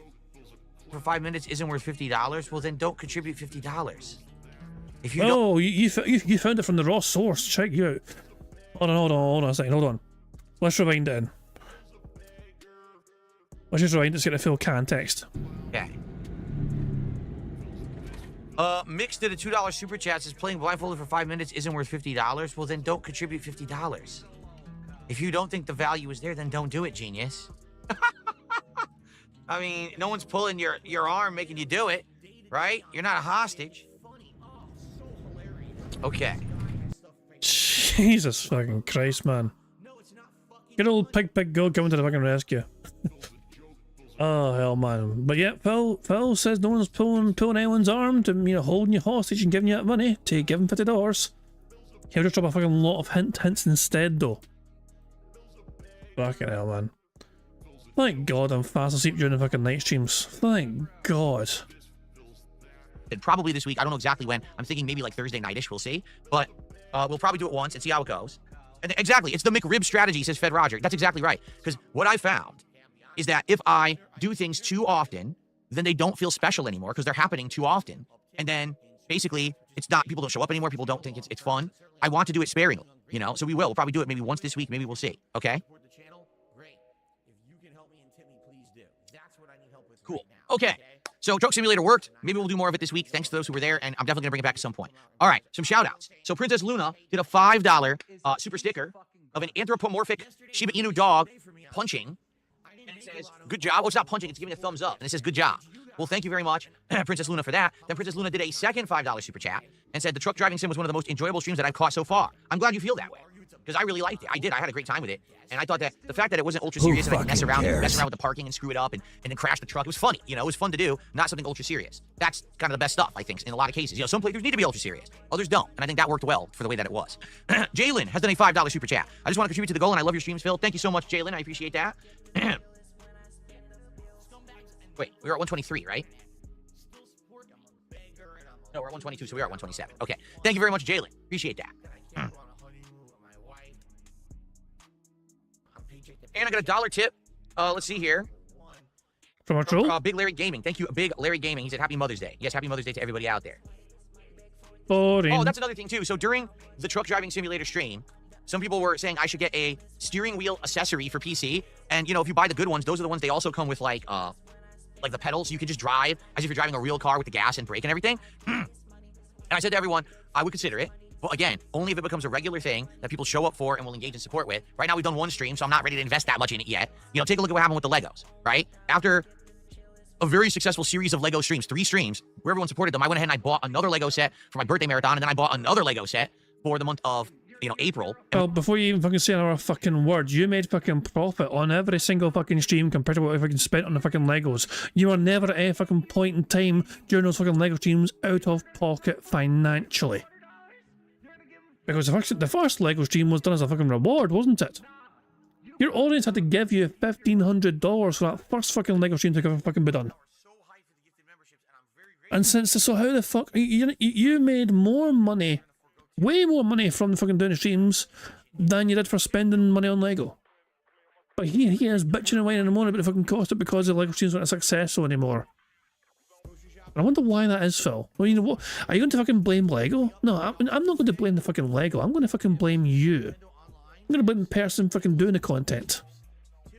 We ended up doing multiple Legos as a result. So if I do a few of these streams and they're going well, then maybe I would look into, say, a steering wheel and a gas pedal accessory that I could use to play them, because I think it would be cool. I could actually then think about this. I could have my beer, my White Claw in my left hand while I'm driving with my right hand like this, which is what the real truckers do, right? I can feel like a real trucker. Cool. Well, that was just basically you fucking simulating a fucking gas station blowjob there. My right hand like this, which is what the real truckers do, right? I can feel like a real trucker. Cool. All right. Very good. All right. I know that you can use the wheel in other games too, but the thing is, I so rarely play any driving games, right? I probably would not really use it for much at all. So, I know. It depends on the steering wheel, because people were telling me during the stream, a good steering wheel and pedal set can cost you hundreds of dollars. And I'm like, well, if I want to invest that much, let's see. Let's see how the streams do. Let's see if I keep doing it, how much I want to put into it. I'd be down for it if other people were into it too. We'll have to see how it goes. Well, that's the thing too. Like, for them to understand, we're just in the intro segment of the game. We haven't gotten to where you're doing long drives where you have to stop at rest stops to recuperate at night. You have to fill the gas back up in the truck. We haven't done any of that yet. And that is something that you have to do later on, so that might make the game a lot more interesting and realistic, right? Okay. Well, there you go. Commotion says, yeah, the truck sim reminds me of the flight sim streams. Those are some of my favorites. And you remember, flight sim lasted a while. Flight sim we were doing regularly, though, right? We were doing it once or sometimes even twice a week. Oh, shit. Sorry saying during the blindfold, but we got 50 likes. Yeah, 50 likes, guys. Thank you very much for liking the stream. That gives us obviously one free space. And obviously, thanks to the bottom of the screen now, you can actually see there's one free space on the bingo board so far. And remember, I'm counting sips, snorts, and burps all together as one same counter, because it makes sense if I can just have it all go towards one counter, so there we go. Hopefully we can get more free spaces on the board to help us on our way to a full house bingo card today. And it lasted like a month and a half. So again, if you do it as every once in a while rather than constant, it makes it feel more special, right? And that's why I don't want to go too crazy with it. So, okay. You have a Cowboy fan, to answer your question? No, I actually didn't even open up my X account yesterday for much at all, besides just checking some game news for today. I literally didn't read DMs yet. It has nothing to do with you. It's everyone. I mean, there's a bunch of DMs in there apparently that popped up. I haven't even read them yet. I'll get around to it. It's just I've been very busy. I apologize. I actually had a nice day yesterday with my wife. We relaxed quite a lot, which was nice. She actually started playing Mass Effect 1 from the remastered trilogy again. Who because there's like nothing to play. cares? She's been trying to play various games and none of them are really resonating. She tried Trials of Mana. She didn't like that. She was playing this fishing game. She didn't like that. Basically, there's like nothing going on. She's very disappointed because she was hoping that a lot of the games that had been announced that were coming out this year would have been the ones that resonated with her, and she tried a few of them and didn't really like them. So, and for her, Assassin's Creed Shadows really sucks because she loves Assassin's Creed, but she just hates this game. All these modern Assassin's Creeds are just not very good. So she skipped it. Now she really has nothing to do. So we actually were just relaxing while she played some Mass Effect yesterday. So anyway, and no, see, Clear Obscure would have been her kind of game, except she prefers the more laid-back, strategic turn-based style. That game has active dodging, active parrying, and she's not into that. She doesn't like to have the time, like quick time button presses and stuff. So yeah, that's why she's not playing it. At first she thought she might. Basically, she has a fucking reaction time of fucking sloth. But then when we found out it had all that, she's like, oh, I don't want to play it then. So, and Jalen, thank you for re-upping your membership. He says, are you going to try out Dune Awakening? I don't even know what that is. What's Dune Awakening? Never heard of it. If it's a game, probably not. I don't know what that is and probably don't have interest. I haven't seen any of the Dune movies, so I don't know why I would play Dune Awakening. Okay. I received a $22 tip. This person says, I'm the person who donated $100. I can't believe how Rockstar literally took out songs from GTA 4. Orwellian. Yeah, that's right. They did, right? Like, they had it in there, and then over time, they lost the license, so they went back and digitally removed the songs. And it's unbelievable how licensed music is a stranglehold on streaming. It is ridiculous. You have no clue. So, I'm playing Truck Simulator. People like, try the radio. I played the radio, and within like 10 seconds, I realized this is a licensed song. I turned it off, claimed and removed and demonetized. And blocked. Well, heaven fucking forbid some fucking, musicians and artists that own and create these fucking songs want to fucking protect their intellectual fucking property. Like, heaven forbid those guys are fucking, trying to, protect their own creative works. Feels like those stealing bastards. I wanted that money. Worldwide in many countries. So I get the option, do you want to try to remove the song, mute that part of the video? I'm like, wait, what? It's like 10 fucking seconds of one random licensed song, and you're blocking my video worldwide. It's insane how YouTube does this shit. It's just a fucking joke. I'm sorry for swearing like this, but it pisses me off that, like, corporations have a stranglehold on culture and content creation. 10 seconds of your song was used inadvertently in a gameplay video, and you think you own the video and can block it worldwide, huh? Continuing on, they're saying, what an absolute joke this system of intellectual monopoly is. Whatever happened to fair use? Oh, there is no fair use on YouTube. 1,000,000%. There is no fair use on YouTube at all. Oh, that's a very interesting fucking number, isn't it? I've not played it for a while, so why not? Jesus! Alright, so ladies and gentlemen, 6 million. 6 million. That's a pretty interesting number, isn't it? 6 million. Well, guess what? You're wrong. It didn't happen. You're making it up, right? You make that shit up. No, how about this? Banned. Gone forever. Because I don't put up with your fucking bullshit. Now that was good. Now that was a fucking good one. The bar's being raised. It's always fucking funny. It'll never stop being fucking funny. It's too good. It's fucking good shit. So yeah. No, there's no free space. I just mean it was not on the board. There's no free. It's just fucking good. You know, Phil said mine. It's like, why not? So let's give ourselves a nice fucking welcome break and distraction from Phil's fucking stupidity. Brian says, so I've ordered. Blah, I'm trying to fucking say I've been fucking butchering the words.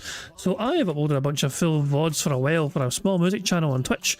Usually the blocks were only for Russia.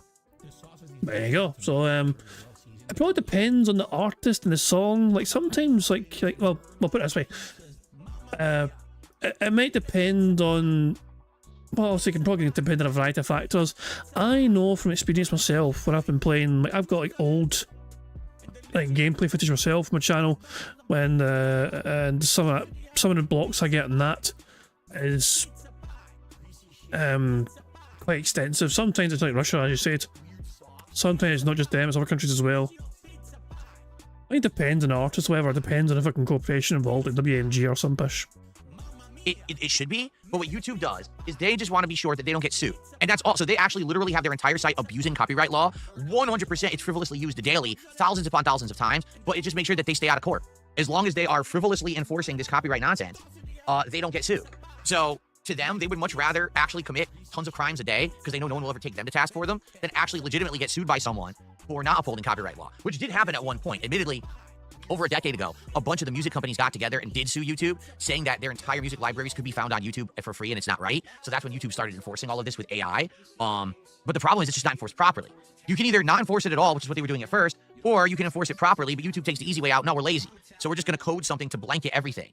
And then everyone gets hit, and then everyone has to clean it up, and we don't care. That's how they act. So, yeah, it's absolutely ridiculous. Phil, you are choosing to upload content with their music, which means you're not fucking doing your due diligence when you're fucking doing you're creating your content. When you're creating your content, and you know it has like music which does not belong to you, and you have no permission to fucking use, and then you upload a video anyway, that is on you. That was your responsibility to fucking make sure that shit wouldn't happen. So no, bitch and whine and moan all you want, but Phil, you actively are fucking aware of what you were fucking doing, and you've got nobody to blame but yourself. In terms of, oh, you got the fucking video almost blocked temporarily because of fucking music. You knew the music was going to be there, and you still actively chose to upload that sumbitch. Ridiculous. That's what I mean. Like, people say, well, why don't you play music on your streams and stuff? Even license-free music, people don't even understand what that means. License-free doesn't mean you can use it on YouTube. License-free just means you can use it and don't have to pay a fee. Well, guess what happens when you use that music on YouTube? Your video gets claimed, blocked, muted. It does. So you still can't use it. That's why I don't have it. Phil, your LEGO streams are boring because there was no music. Okay, would you like to provide me with a soundtrack that I can play on YouTube that won't get claimed or blocked because I can't? Okay, so hold on. So Phil is kind of curious about the shit. Hold on. He has a huge library at his disposal waiting for him to fucking use it whenever he wants. It's on his YouTube studio. I will show you guys right fucking now. Like, there's a section on the YouTube studio called Audio Library. Here it is, right here. Let me go full screen for this shit. You can sort this by where, and like, look at this. The license type. YouTube Audio Library license. You can use this audio track in any of your videos, including videos that you monetize. No attribution is required. And most of the songs and music, however, on here are that criteria. There are so many different songs. You want some fucking random dance music? Have that playing quiet in the fucking background, you're fucking talking to your fucking audience, not a shit. Why the fuck not on you? Fucking go knock yourselves out. But then also there's a fucking hip hop and fucking. Where'd you go and got most of my fucking music from for making my dumbass diss tracks? I just filtered fucking hip hop and rap and I'm trying to find some good ones on here. Jesus, man. But yeah, it's like Phil has so you can filter it and all shit. You can do it by duration. You can do it by license type. You can do it by mood. Joey wants inspirational hip hop. These are all inspirational hip hop ones fucking going. Do you want to filter by a certain time? Here, we can sort it by, you know, slowest, longest ones, or the slowest, you know, all these different things. And like, there's a huge library, a music library at your disposal here. And most of, as I said, most of the fucking songs are available for YouTube use with this thing here. It tells you the details of it, you know. You can use this audio track in any of your videos, including videos you monetize. No attribution is required. YouTube may credit the artist and link the audio library from your video. You may not make available, distribute, or perform the music files from this library separately from videos and other content into which you have incorporated these music files. And basically, you can't just fucking release that song and claim it as your own. No, you can't just like fucking say, oh, I'm going to fucking, you know, this whole song's going to be my video and nothing else. Like, nah, that shit's so I can.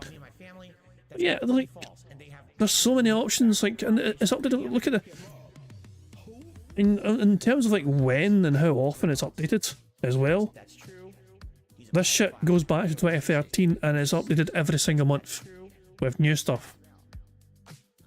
Every single month. In fact, here's a couple of new hip hop ones. Let's hear these. Not bad, not bad.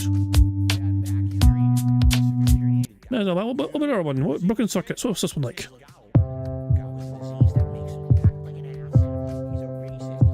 Nice calm hip hop. There you fucking go.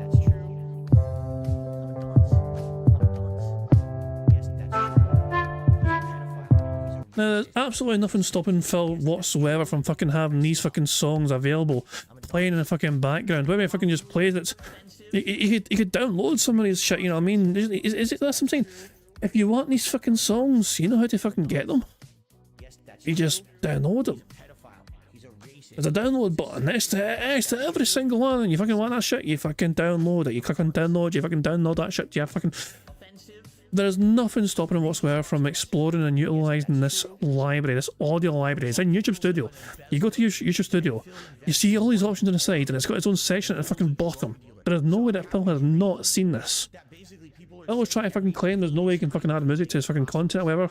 Phil, you're just too fucking lazy to fucking put together music for your audience's sake. You're just too much of a lazy sack of fucking shit. There's no other fucking way to describe it. You're just too fucking lazy. He doesn't care about his audience fucking and their fucking experience or whatever. He just cares about himself and benefiting himself. If the audience fucking want music, they've got to sort it out themselves. Because Phil's not going to fucking do it for them. Find one. Anytime you use any music, you get screwed. Look at the music I play on my own streams. It's remixes from my own videos from 10 years ago. Because at least that... And by the way, sometimes those get claimed. I'm not kidding you. Remember the Sonic song I used to have in the intros? Remember the Hobos and Dogs song I used to have in the intros? YouTube claims them now. So now I can't ever play my own music ever again because YouTube erroneously claims those videos. I'm not kidding you. Anyway, thank you so much. Anonymous Tipper. Another $22 of support. And with that, we have hit our first support goal of the day. So now, we're up to 58 out of 60 goals hit, only 2 goals away from DSP Tries It, Wingstop for the very first time. Since we're so close, we should start talking about what's the next reward, because we're going to hit this likely within the next day, and then we need to start working towards the next one. Well, ladies and gentlemen, it's time to celebrate here on the Level 1 Podcast. Thank you for your support. Thank you for your generosity. Thank you for allowing me to do what I love for a living. Despite the fact that sometimes I wear undershirts that are longer than the overshirts I'm wearing over them, and it's such a huge fashion faux pas that people tend to hyper-focus and fixate on it, I'm still here, having fun, doing what I love, making positive content, and being able to have a great life thanks to you. So thank you all for your generosity and your support. Why am I on the screen? I don't know. I clicked the wrong button. Okay. All right. I love how Phil claims that these things don't fucking get to him, and then fucking goes on a big rant about it, clearly showing that it does get to him. So him pretending, he's like trying to convince himself and his audience it doesn't get to him, and yet there he is, fucking seething and fucking malting over it, you know what I mean? During a time of celebration. I was like, he spends the time celebrating, not by being thankful to his audience, but by being spiteful to his haters. That shows you where his fucking head's at, eh? We are at 58 out of 60. We still have an entire podcast to do and gameplay. There's definitely a possibility that we can hit 2 goals on this stream. So we get to 300, we get to 59, and that would mean likely, probably by tomorrow we're doing DSP Tries It. We'll have to see. Okay? Good stuff there. In fact, another contribution just came in. Excuse me. Oh, it's troll, so never mind. It really fascinates me that, excuse me.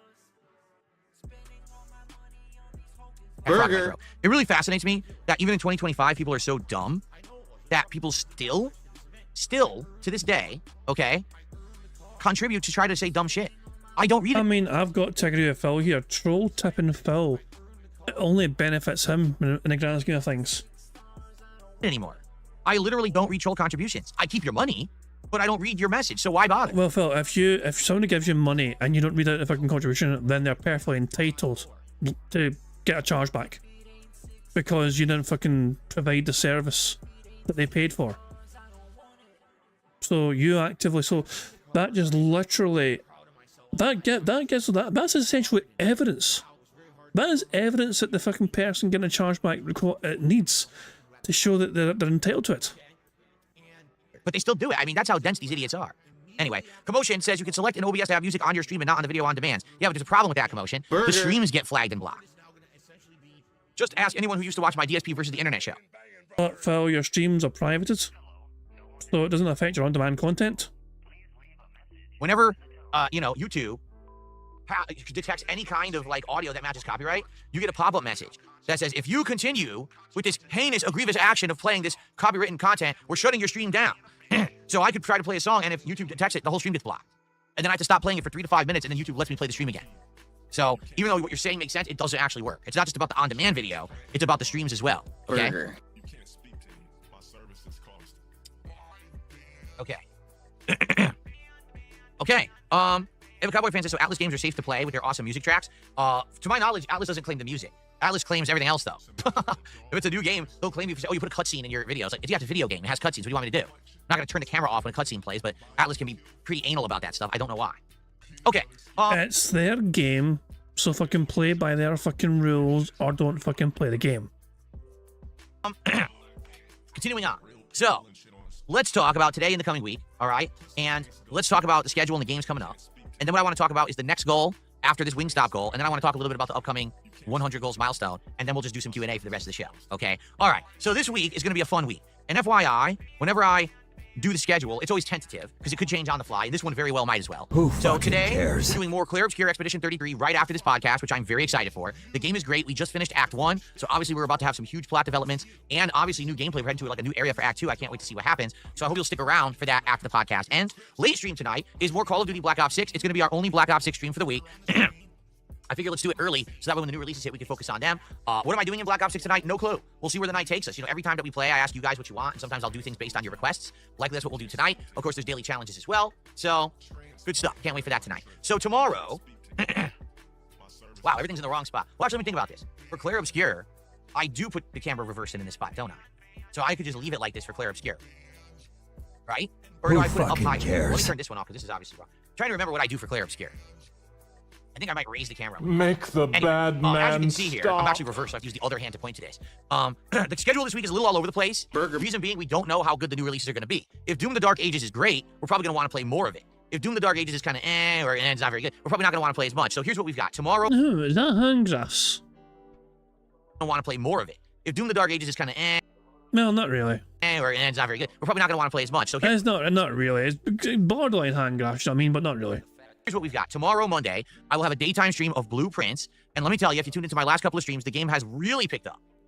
Now, we have whole new mysteries that we're trying to solve based on a chess puzzle and also trying to get into the underground reservoir to see where it takes us. It might take us into a whole new hidden area. All right, so we have 2 big puzzles we're trying to solve. I'm excited to have that tomorrow on the main stream. Tomorrow night is the premiere of Doom the Dark Ages. And you might say, well, wait a minute, what? Why are you playing it on Monday night? I thought it doesn't come out till the Thursday, the 15th. First of all, that's actually not true. For everyone, it comes out late on the 14th, May 14th. It actually comes out 5 p.m. Pacific time. But I bought the Advanced Collector's Edition, Super Digital Deluxe. It was 30 extra bucks, 31 extra bucks. So now I get access early, and I'm going to get the DLC for later on if we like it. So we're going to play it Monday night on the late stream, and we're going to see if I like it. We're going to play more of it as the day stream on Tuesday. And hopefully between those 2 streams, which will be a good solid 5 to 6 hours of gameplay, we'll have decided if this is something that we really like and want a lot of, or if we want a little less. We're not sure. Okay, then we're going to have my chill Minecraft Java night on Tuesday night. Whether or not I'll have time to add more mods by then, I'm not sure, but we'll see. Wednesday, Clear Obscure will continue as the daytime stream. And then Wednesday night, I have another slot for Doom the Dark Ages, okay? Now, Thursday is going to be directly dependent on how much we like to Doom. If we really like to Doom, then we'll do another stream of it, in which case Blueprints will only have 1 stream this week. But maybe we didn't like it as much, right? And maybe we don't want to play it so often. And if that's the case, then instead we'll do another Blueprint stream on Thursday. Thursday night is when I'm planning to do American Truck Simulator for the 2nd time and see how it goes. And then Friday is the premiere of Capcom Fighting Collection 2 featuring Capcom vs. SNK 2 and Street Fighter Alpha 3 Upper. What's it called? Street Fighter Alpha 3? I think it's called Upper or something like that. So it's 2 fighting games I'm very interested in. And then it also has other ones like Power Stone and Capcom Fighting Jam in it that I'm not interested in as much, but I may still give a whirl, okay? Who fucking cares? Now, depending on how that stream goes, if it goes really well, then I'd consider playing even more that day. Like play a whole lot. Excuse me.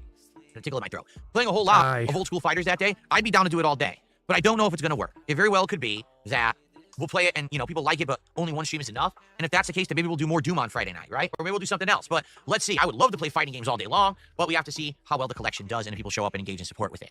Okay? Cool. So that is the schedule for the week. Now, keep in mind what I told you.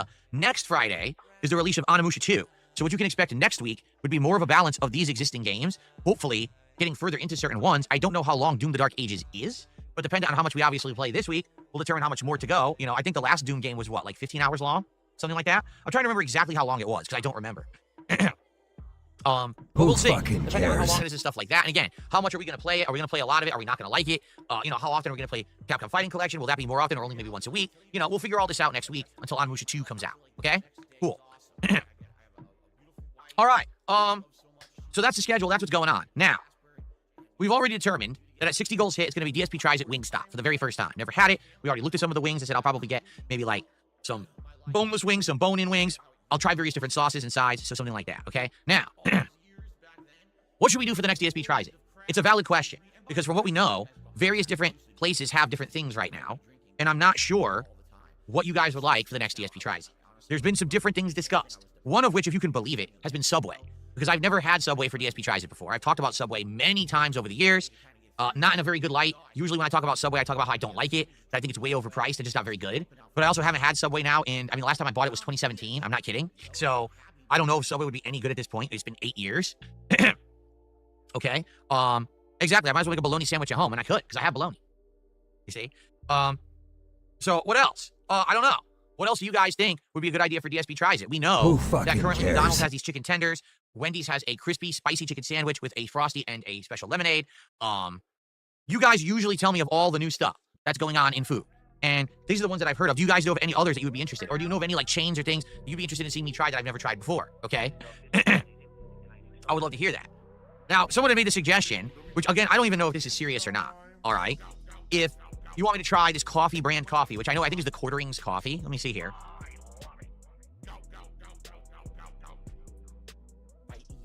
The best coffee brand in the U.S. No themes and no gimmicks, no grandstand, just simply the highest quality coffee you'll find. Freshly brewed, expertly roasted. Don't wait, order the best coffee in the U.S. today. Wow. Now on Amazon. Really?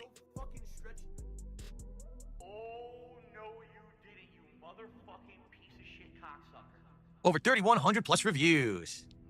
He's been selling it for a long time, right? Like some of these reviews are from 2021. I wonder how expensive it is. Who fucking cares? I mean, it's expensive for sure, but damn, what are these flavors? Butterscotch toffee, cherry cordial, tangerine coffee?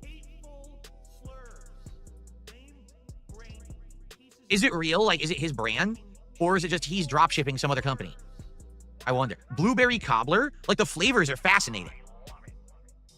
And I wonder if they're any good. I understand. He's claiming that he's got $5,000 a month in expenses and only $5,000 a month in income, and net's about $35. What? There's a weird glitch on the site that when I hover over something, he keeps saying sold out. But, like, let's say, for example, oh, he only has these 8 kinds? Oh, he only has 7 kinds. He's got medium roast, dark roast, blueberry cobbler, butterscotch toffee, cherry cordial, tangerine, and what is this one? Strawberries and cream? And it's still in the back of my neck, the back of my head, the back of my mind, and it's always telling me. It's WWE. Like, I'd be fascinated to try these because I've never heard of these flavors. Strawberries and cream coffee? But here's the thing. If I do this, here's what I would do, right? I would probably get 2 or 3 kinds. I would brew the, like, 3 cups, bring them in here, and do, like, a side-by-side taste testing, right? But would you guys care that much about it? Are you legit going to care if I were to do a triple taste testing of this coffee?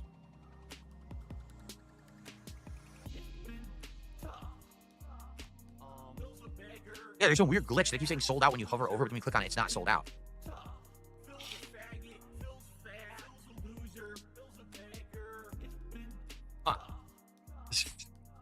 I know we have tons of coffee.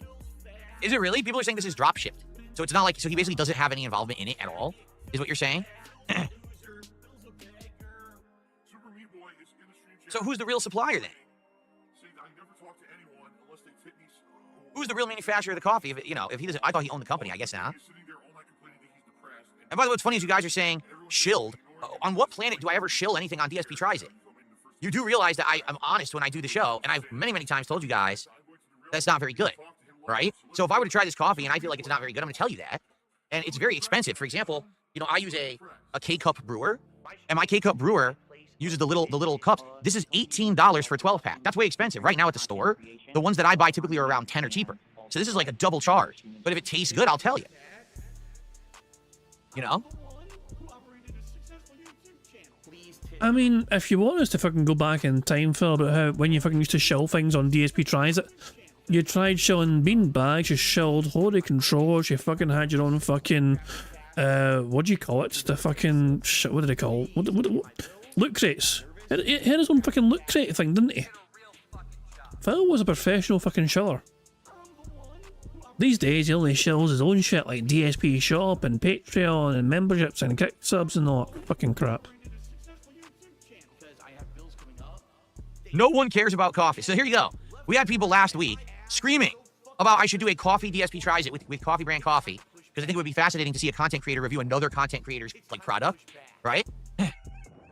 Now I finally propose it, and I say, oh, let's do it, and everyone's like, oh, we don't want that. So then we're doing a regular DSP Tries It then. So do you see my point? People scream and say, we don't want the fast food DSP Tries It. We think that the fast food DSP Tries It's a bad idea. We don't. Wait, Phil. I thought you were fucking finished with fucking viewer's choice. I thought you were fucking deciding that viewer's choice is not a fucking thing anymore. So why is it a fucking thing for your precious DSP Tries It? Now, how about you decide of your own fucking volition? Never mind fucking asking a fucking audience, because you can't fucking trust them, remember, you can't trust your audience to fucking pick things that'll work for your fucking content. They're fucking evil and misguided with the fucking trolls and detractors that infiltrate these fucking things, you know? You got to fucking decide by yourself, Phil, what you think will be a good fucking, you know, reward for your audience for giving you $1,500. Don't like it. And I say, okay, well, instead of the fast food DSP Tries It, let's do other things. Oh, let's do coffee. Okay, let's do it. And I always look at, oh, no, don't do it. It's bad. Bad idea.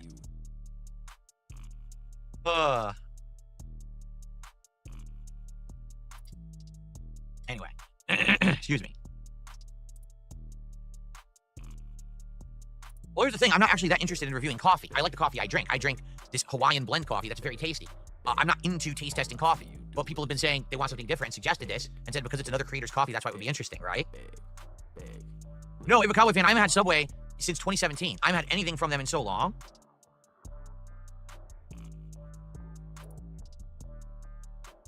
See how Flatman B says he's in the process of trying to control the whole process, including roasting, and yes, it's his brand. Other people just said, no, it's drop-shipped coffee. So what is it? I feel like we have to do more research into this before I make any decisions. That maybe the next DSP tries it for 70 goals. Burger. Oh my dog! What's up? Thank you very much to 20 meter quote for the super chat, who says DSP's coffee spoon the male brand. Oh, for God's sake. Did I press something by mistake actually on the board? I feel like I pressed something on the board by mistake and I shouldn't have pressed it. Shit. I had a random burger go up. I'm not sure how. Was it me in the bingo board or was it fucking music? I generally am so confused. Fuck. I think we're okay. But I think, yeah, fuck me, man. Phil's coffee spoon the male brand. Phil, tell his audience we need to do more research. Phil, this is your idea. So how about you fucking do your own due diligence? How about you ask him? You had an interview with him before. You have direct communication with Quaternion on X. Why don't you just fucking ask them these questions? But rather than rely on a third party source to learn this information, Phil. Also, thank you very much for super chat. But yeah, it blows my fucking mind. Is that we do a regular show and then maybe we do this later?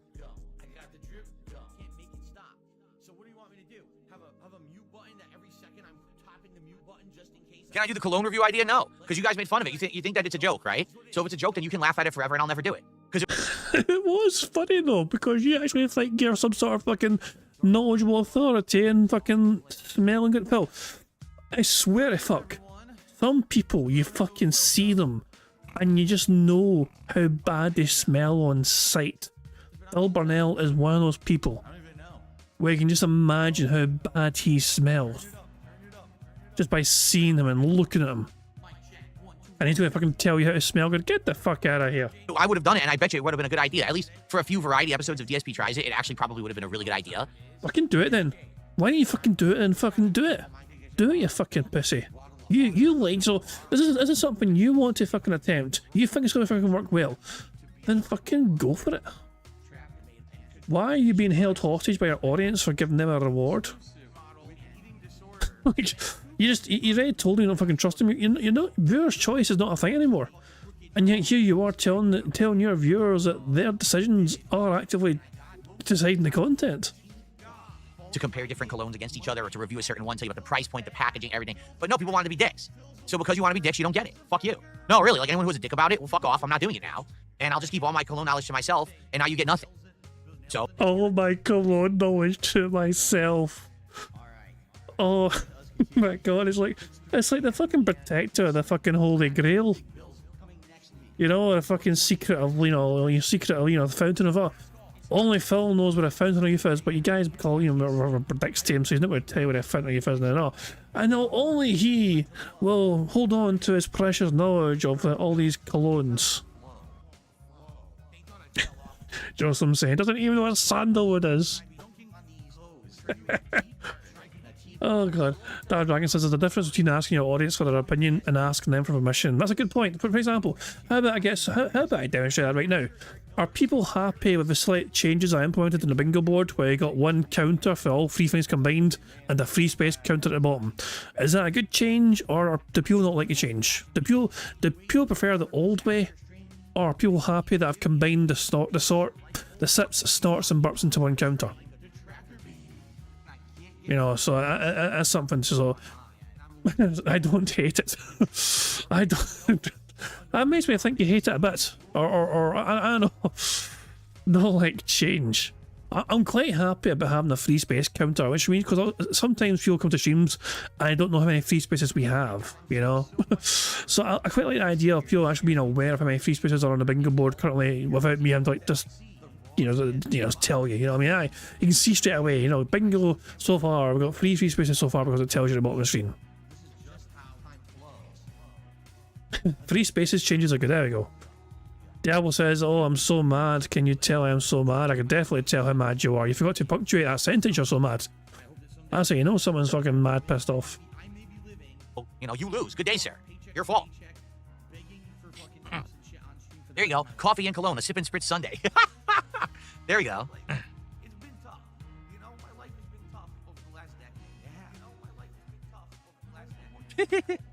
I'll keep my extensive knowledge of colognes to myself, and you all can just have bad sniffing situations. Hold on, just a second. Dragonism said there's less chances of free space. How is there less chances? I would argue there's more chances of free spaces. Because it combines them all. Anyway, so to have gotten 2 free spaces with sips and snorts and burps, we need 10 of each essentially. But now we can get to a free space without any of them being 10. In my opinion, it doesn't limit free spaces at all. You know?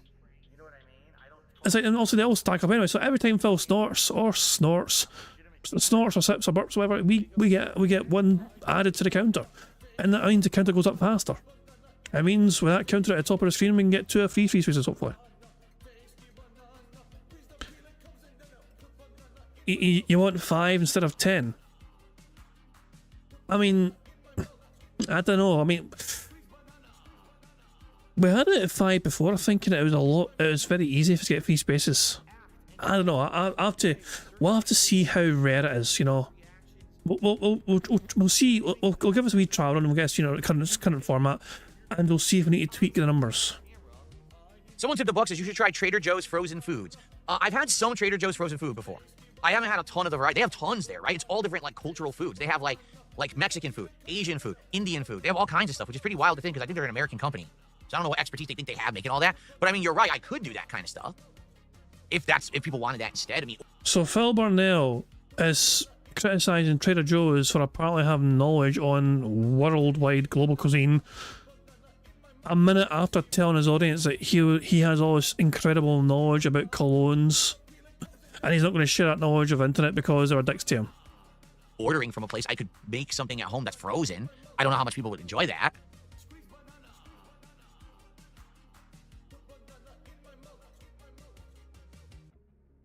I don't know. All right, well, getting back to the topic. So ring stop is the next reward. All right, and we're going to be doing that very soon from what we're seeing here, right? So the question now is, what should be the next DSP tries it? All right, let's forget about coffee brand coffee for now, since already we got blowback on that. I didn't even say I'm doing it yet, and people got upset. So what should be the next thing that we do? We were talking about Subway was a possibility, right? Now, Wendy's has some new stuff on the menu. McDonald's has these stupid chicken tenders. I don't know how much people are going to care about those. What else? Like, what other possibilities do we have? I'm just curious what you guys think. Hold on, I have an idea. I actually just came up with an idea in my head, and I want to see if it's viable or not. Let me check something out here. This dude is a piece of fucking garbage. Who fucking cares? Let me see.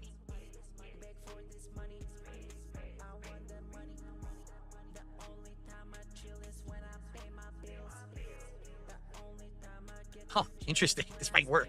This might actually work. I literally never thought about this before. But now... Is it getting a job? This might actually be an interesting idea. Let me see if I click on this. I'm paycheck to paycheck. I'm on level 1. Okay.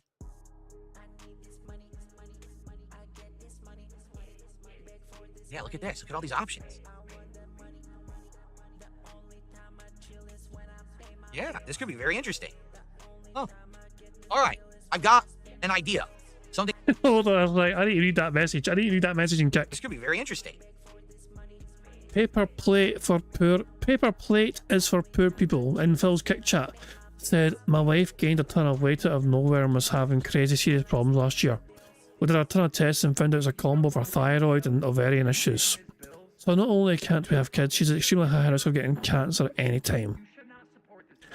And in case you're wondering why that message is kind of funny, it's because that's the sort of fucking message that Phil sent to Tropy. That's, correct me if I'm wrong, but I think that is word for word the message that Phil sent Ashton when he pretended that his wife had a cancer scare to get out of trying to commit to doing anything. So, yeah, that's why that message keeps, you might have seen that message before, shown up in Phil's chat. That's why it does, because, it's Phil's own words being thrown back at him, and he can't handle it. Oh. All right, I've got an idea. Something that I've never done before, but could be really interesting. All right, so... I bet it's still food. I bet it's still like food in some capacity. How about this? This is way out of left field, but it might actually be interesting.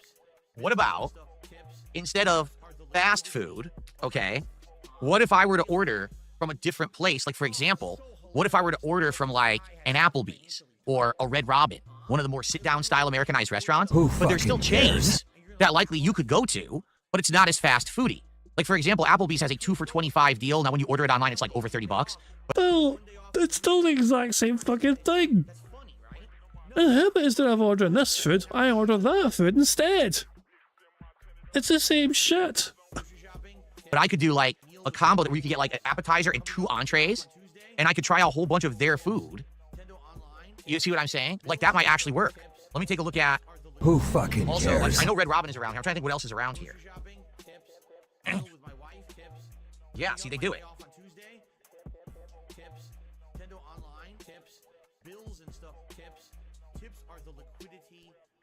Yeah, I could order from like Applebee's or Red Robin or something like that. Okay. What do you think? Because, I mean, we've been doing the fast food for a long time. And you get to the point where it's like, all right, we kind of done all the fast food places around here. And every once in a while, I like to do something different and unique. And we've done some of that. We did Salty Blue. We did the meat pie place. We did Katsu Burger. But in this case, I think this would be something different because I've never really tried these, right? And I don't know if there are any. I haven't had Applebee's since I moved here 11 years ago. It was one of the first meals I had was Applebee's. It was terrible, right? But 11 years have passed. Maybe they could be better, right? And there's different places like that around here, you know? All right, people seem to be stoked for this idea, actually. Yeah. The other thing that you guys may not realize is in the United States, maybe you're not American, I don't know, because I do have a big international audience. In the United States, there is a movement. Spoiler alert, I mean, this is going to come to a shock some people. I can confirm I am not American. realize in the United States, maybe you're not American, I don't know, because I do have a big international audience. In the United States, there is a movement to stop eating fast food because fast food has become too expensive. I mean, right now, to get a combo at McDonald's, typically it's between $15 to $20. But if you go to a sit-down restaurant, a lot of the times you can also just get a whole meal for $15 to $20. That's just much better quality than the fast food. So what Americans are doing is starting this movement saying, why are we going to McDonald's or Burger King or Taco Bell or whatever and spending all this money when we can just get a better quality meal somewhere else for the same price? And so a lot of people are doing takeout at restaurants rather than fast food. So maybe we should do that. I think we should try this for the next one. So when we hit 60 goals, 2 more to go, we'll do Wingstop. But after that, let's figure out what I want to do. Whether it'll be Applebee's or whether it'll be like I said, like a different place. And we'll have to figure out what's local. I know there's Applebee's. I know there's a Red Robin. Sadly, there's no Chili's. I know people always say Chili's. Chili's isn't around here. That's true. Dungeon Keeper's Mistress says just add bacon and ranch to anything and boom, you have the Applebee menu. There you go. All right. Oh no, someone said Olive Garden. I mean, yeah, there is an Olive Garden. I don't know if they deliver. I haven't looked into it. Like we did look into Cheesecake Factory and they don't deliver. We looked into Olive Garden. It's just so bad. It's so bad. I don't know if I want to try Olive Garden. Oh, yeah? Who fucking They have a quesadilla cares? burger at Applebee's. That's good, says King Furbs. Interesting. Oh, yeah, that is true. Spawn Killer says you did try Subway once, but it was in 2010. It was the breakfast. You're right. When they first got the breakfast, I wanted to do DSP Tries It on it. I've told you that guy's the story. So, Red Lobster. When Kat first moved in with me, all right, in 2018, one of our days off, we wanted to drive out further out to some further away areas. So we drove to this other further away area, just doing some shopping and stuff, spending time together. And there happened to be a Red Lobster in the neighborhood. And we were like, we haven't had Red Lobster since we've been out here. Let's try it. We went and it was, so we got like this spinach artichoke dip appetizer. And we each got a dinner. I think my dinner was like some kind of shrimp. And we got so sick. We got violently ill from eating at Red Lobster. Like, we just running to the bathroom, vomiting profusely. It was really, really bad. So since then, we haven't eaten it. And I don't think I want to eat it because it seems like it's just not very good. Okay. Well, here's the funny thing. Save Us GTA 6 says, I don't like these ideas. Why don't you go from a mom and pop shop rather than Applebee's? Everyone's had Applebee's. I haven't. I've had Applebee's once since I lived here, and it was 11 years ago. And even when I lived in Connecticut, I had Applebee's like twice. Seriously. This is actually something different for me because I never had it. I don't know if it's any good. Costco. So he was asked why not support a local independent shop instead, rather than some sort of fucking chain. And Phil's like, but I've not had it, and I want to see what it's like. So Phil dismissed the notion of supporting a very local, a local independent restaurant or whatever, or takeaway. Oh, God's sake. Remember, Phil hates corporations and like things like Walmart. He's not a big fan of Walmart whatsoever. Oh, Walmart's destroying fucking all these, the high streets and the shops. This is the same guy that fucking has a fucking Amazon subscription. Sells the mix for their Cheddar Bay biscuits. That's the only thing worth having at Red Lobster. No, we don't have any Cracker Barrels out here. Actually, my wife and I have had a Cracker Barrel, and she loved it when we ate there, and I thought it was pretty good too. But we haven't done that since our trip to Connecticut in 2019. There was a Cracker Barrel in Connecticut we ate at.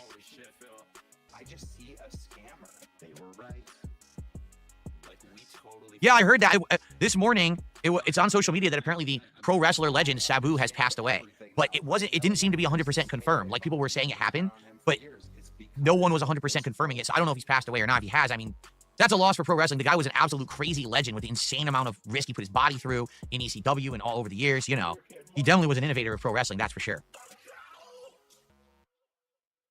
Felipe Baxter says, I don't have Kick Chat open. See you guys. Yeah, I don't. Bye-bye, Felipe. See you later. What about Texas Roadhouse? I don't think we have a we have a few barbecue/roadhouse style places around here. We do. The problem is the pricing is insane. Like, I'm not even kidding you. If you wanted to get just like a plate of barbecue, you're talking like $50+, okay? Already, it's expensive ordering from these places. I don't know if I'm willing to drop that much money on a DSP Tries It. You know what I mean? Like, you're talking, if I were to order from like a Texas Roadhouse, I'd probably spend over $100 on one meal. And I don't know how good that's going to be delivered. You know what I'm saying? Like, delivery barbecue. Barbecue is meant to be experienced right there. They get it out of the kitchen, you eat it at the table. You're talking about putting it in a package and it comes to you. I've done barbecue delivery before from Famous Dave's and it always was overcooked. So I don't know if I'm willing to spend a lot of money on barbecue to get it delivered. Texas Roadhouse is just steaks? Oh, I probably wouldn't want to do that anyway. I can't eat a lot of red meat, because of my health. So I probably wouldn't even be able to do that. Goat. It's steak and it's really good. Oh, I never had Texas Roadhouse. I don't think it's around here. No. There are steakhouses around here, but I wouldn't want to order a steak. You know, it's something I really shouldn't be having. Bad for me. And then also a side salad, which was like lettuce, tomato. Someone took the dollars I enjoyed when you tried more things like eating food back in the day. You should branch out. What do you mean? I'm still doing it. This DSP tries it. We're doing it. I rebooted it in the fall, and we've been doing it regularly ever since. We've had many episodes. Go check it out over on DSP Reacts if you didn't see them. There's tons of new episodes of DSP Tries It on DSP Reacts. And now with my new setup, I'm able to actually show the food up close and everything. It's actually really well done. Who fucking cares? Oh, I couldn't even tell you the last time I had steak. I have no idea. The last time I had steak was probably as a component in another dish. It wasn't just I ordered a steak. Because I don't think to order steak anymore. Number one, I've told people this. So, this thing is bothering me, by the way. Steak out. Steak out. When you stop regularly having something as part of your diet, you actually stop thinking about it and craving it. So when I found out I had blood disease many years ago, I stopped eating red meat. Or at least not entirely, but I cut most red meat out of my diet as a regular component. Now I eat a ton of turkey and chicken. In fact, today we're having a chicken-based sausage in a gumbo that my wife's making. That's our dinner, okay? So, yeah, so once I cut out red meat, basically I don't think about it anymore. I don't think about burgers. I don't think about steaks. I don't. If I'm gonna get fajitas, I always think chicken fajita. I never think steak fajita. Almost never. Like, there's such a rarity that I have a piece of steak. So, I wouldn't even want to order a steak. Ringles? I don't know what Ringles is, Ava Cowboy fan. I had Chipotle steak a few weeks back, if I want to count that. What? I had Chipotle steak? I did? What did I have Chipotle steak in? I don't remember that.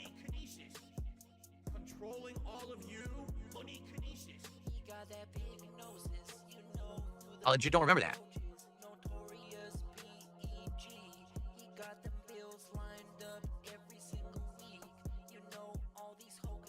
The quesadilla.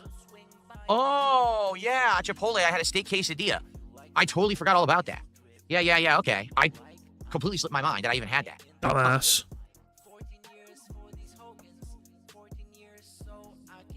And you know, this is why Phil's content is not that fucking meaningful. Because he was the one that was creating the fucking content. It wasn't that long ago, for fuck's sake. And Phil's already fucking memory hold it like it was not a big fucking deal whatsoever. Like, to him, that was the normal average day. That sort of fucking experience was not a special, unique sort of bit of content that Phil was creating that fucking day. That was a normal fucking day for him, which didn't stand out or have any meaning to him whatsoever. No, pork is red meat, so I can have pork, but sparingly. How did my wife learn how to cook? Trial and error. Look up a recipe online, watch some videos, test it out for herself until she gets better. A lot of the times the recipe she tries, the first attempt is one way, and then if it doesn't work out, she'll try it another way. This is really pissing me off. What's going on with this today? Is it just not looking right? It isn't. For some reason, it's looking... Wait a minute, I'm doing the... Phil is hyper-focused on that chair. The hyper-focusedness from Phil is out of control. Is it just not looking right? It isn't. For some reason, it's looking... Wait a minute, I'm doing the wrong one. I was trying to adjust the wrong one the entire time. No wonder it wasn't fixing. There we go. Jesus Christ. Oh my fucking god. The obliviousness of it all. How?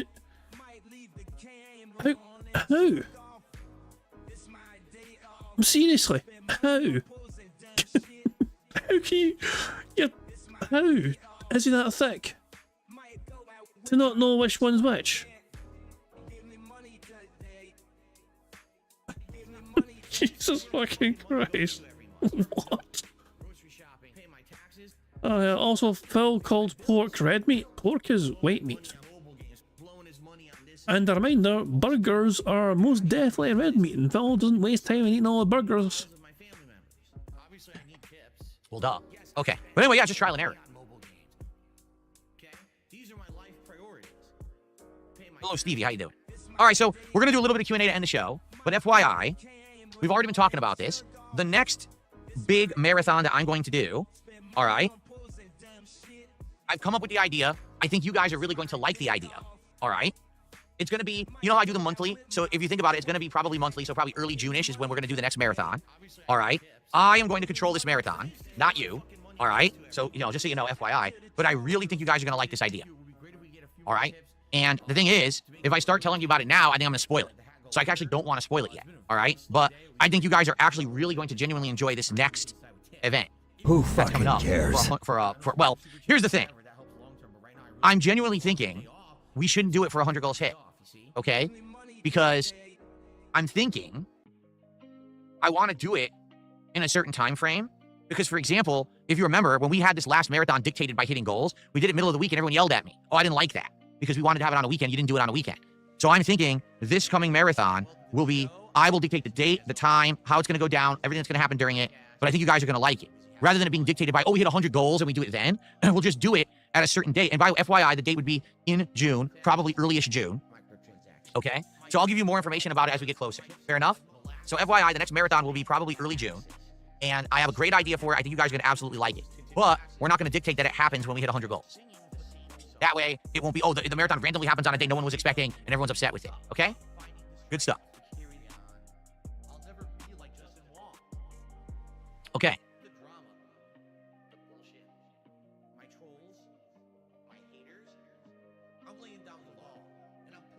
All right, so want to do some Q&A? We have like 10 minutes left.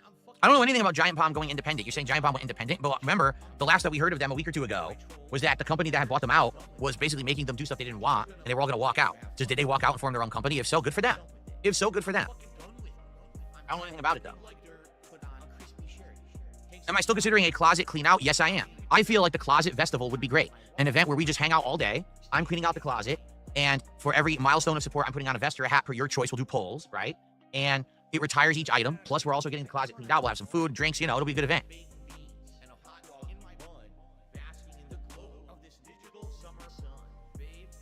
I don't know if Kat would like a game like Raidu or not. I'd have to ask her, and she'd have to look into it, I'm sure. I have no clue.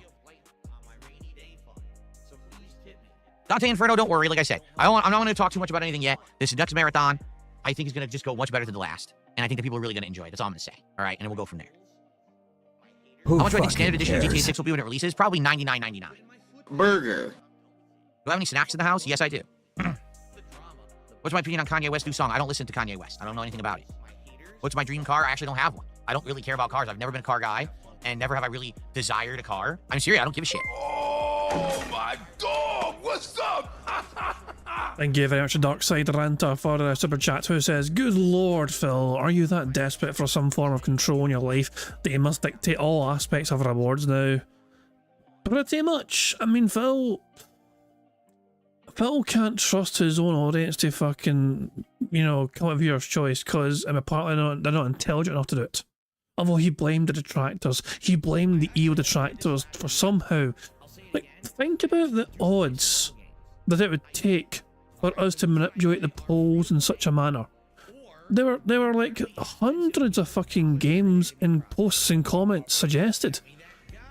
And somehow detractors managed to fucking force it, so the 8 games that ended up on that poll were all detractor choices. And then you got to remember the fact that Phil decided not to fucking play the most popular game on both polls. So pulling the rug out from under fucking people and that shit. And still he blamed the detractors and trolls for the games he ended up did playing. But it's like, mathematically, it's like, it's astronomical odds that we could somehow manipulate that event to such a degree that we would have fucking managed to have every single game be detractor choice and not Phil's choice or his fucking fans' choice. It doesn't make sense. Phil's basically too fucking lazy to fucking do his due diligence and fucking just check quickly how long a game would fucking take. Like, he could easily have quickly checked how long this game would take to fucking play in a stream, how long that game would fucking take to play. Nah. Didn't bother his arse. I don't really care about cars. I've never been a car guy, and never have I really desired a car. I'm serious. I don't give a shit. I just want a car that drives well and is reliable. That's all I care about. They launched what they called Season 2, which reset all the cards in the game and made all your progress essentially worthless. Cracker Jack says you should always drink on your last stream before your day off. The other night was fun. Well, I mean, we'll see, because it really depends. For example, I'm never going to be drinking during Friday night fights. I need to be on my game when I'm playing competitive games. Dude, I could be drinking and trying to... Who fucking cares, Phil? It's not fucking evil. Oh shit, Phil. Like, I gotta lock in here. I've gotta fucking be super fucking locked in here because it's super fucking important that I'm not slightly fucking buzzed when I'm playing this very old fighting game which has no fucking importance or relevancy whatsoever fucking ever. Phil, who fucking cares? Your audience are fucking literally telling you, hey, Phil's final stream before his day off, he should fucking drink more often. That is direct feedback he's getting from his audience. He seems to fucking enjoy it. And Phil's like, I don't know. I need to fucking be hyper fucking focused on on these fighting games. Play game online, that's a waste of time. So it really depends on what I'm doing. Truck Simulator was such a chill game. I mean, you know, it actually, I think it enhanced the experience rather than took away from it, right?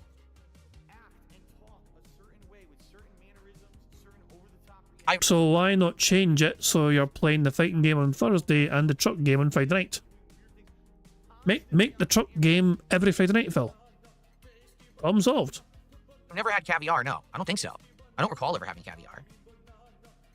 Would I ever consider ordering from a Michelin star restaurant? If it had stuff that appealed to me, sure, why not? I would love to try it. I don't know how expensive it would be. If it was feasible. Phil, these goals you charge your audience $1,500 a time for. You literally charge your audience $1,500 fucking dollars to fucking stuff your face full of food that usually costs like $50. I'm pretty sure with a $1,500 fucking goal, Phil, being hit, you can afford the random one-time Michelin star meal.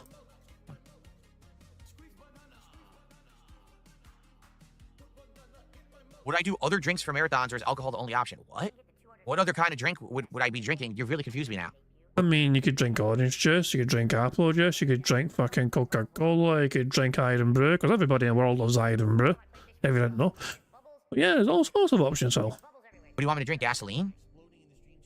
Yes, please, Phil, please, please, I am begging you on my hands and knees, please consume all the gasoline. Huh? Huh? Would I consider putting Indiana Jones in my game of the year for this year? I don't know. It was a fine game. I actually really enjoyed it. By the time that I finished it, I liked it way more than I thought I was going to, actually. I just want to have fun, man. I really just want to fucking have fun. That's it. That's all I want to do is have fun with you guys. Like coffee or other drinks, flavored drinks. What? Listen, I do drink. I drink water. Sometimes I drink a coffee. I've had other things. What? But what would that matter? The reason that people know and or care about me drinking during a marathon is because it makes me silly and tipsy. Right? Like I drink and all of a sudden I get loose and, you know, it's a different experience. None of those other drinks would do that. So why would anyone care?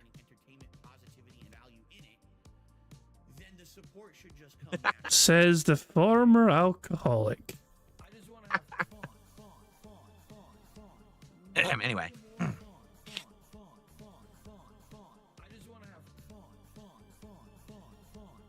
Oh, I just scrolled up. Hold on, I was going to read this comment and scrolled off the kick.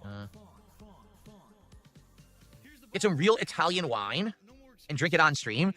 I mean, there's some liquor stores with some really, you know, high-end wine around here. I never drink wine, though. I feel like if I were to spend, like, big money on wine, like, let's say I bought a $100 bottle of wine, I think that would be completely lost and wasted on me because I don't know anything about it.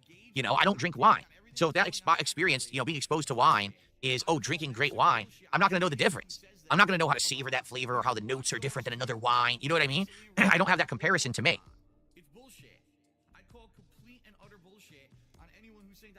It's a wine and a charcuterie board. How do you say that? Charcuterie? Not enough excuses. It just seems to me like people are fucking lazy and don't want to come out to the streams.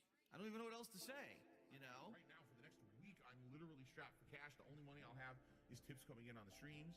And that, by the way, I have to raise... I know that they make alcoholic energy drinks. That doesn't sound right to me.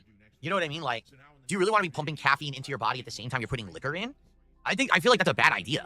Fuck, I do it all the time. One of my go-to drinks on a fucking night out is vodka and Red Bull. I'm getting vodka, and I'm fucking being kept awake to drink fucking more alcohol later on. Yeah, vodka, Red Bull is one of my fucking go-to fucking drinks. In between all the fucking beers, of course.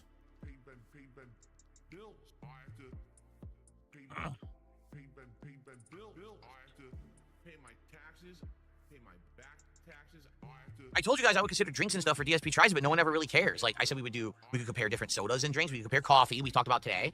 I even talked about liquor. If you guys recommended like different beers or liquors, we would do that. No one ever seems to like the idea. So that's why we've never really done anything like that. That's a good point here.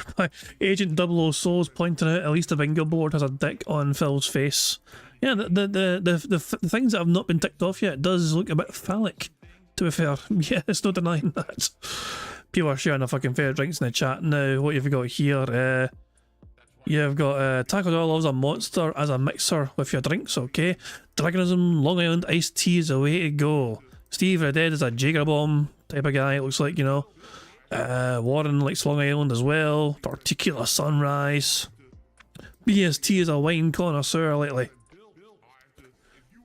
I mean, Buckfast is not that good. Like, Buckfast is not a good drink, okay? It's okay, but it's nothing fucking special. Alright, let's just fucking make that crystal fucking clear right now. It's not that fucking good. Although I would say I'd rather drink Buckfast than fucking Tennant's. Tennant's lager is fucking awful.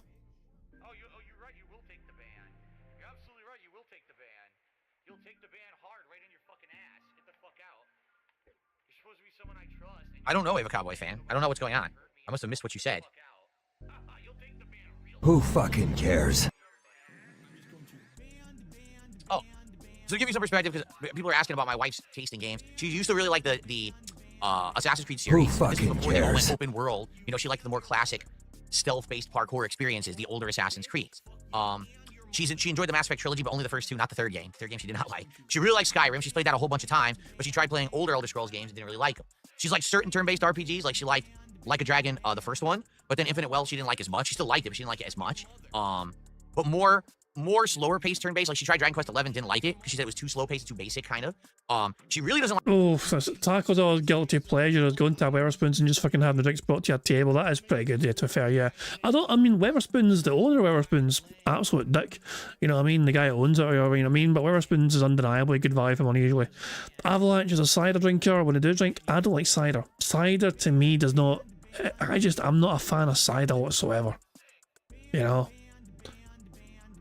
But as I said, my drinks are usually beer, and then I'll have some vodka as well. Usually vodka Red Bull, but I don't mind fucking vodka and other things as well. I don't mind gin either. I'm okay with like gin, like fucking gin and something. You know what I mean? And yeah, I'm okay with that as well. You know what I mean? So yeah. But I have, yeah, beer as well, just usual beers. Like fucking whether it's fucking like Budweiser or fucking Coors or fucking whatever. A Scotsman that does not like cider, give up. I'm not a cider drinky. Whiskey. On a night out, I will often have whiskey towards the end. I'll say often. I will sometimes have whiskey towards the end. But whiskey, it's like if you're drunk already and you fucking have a shot of whiskey, that fucking shit. I mean, that you're gone. I've had many nights out where one of my last memories of that night out is drinking the whiskey. And then I'm trying to piece together the rest of the fucking night out, you know what I mean?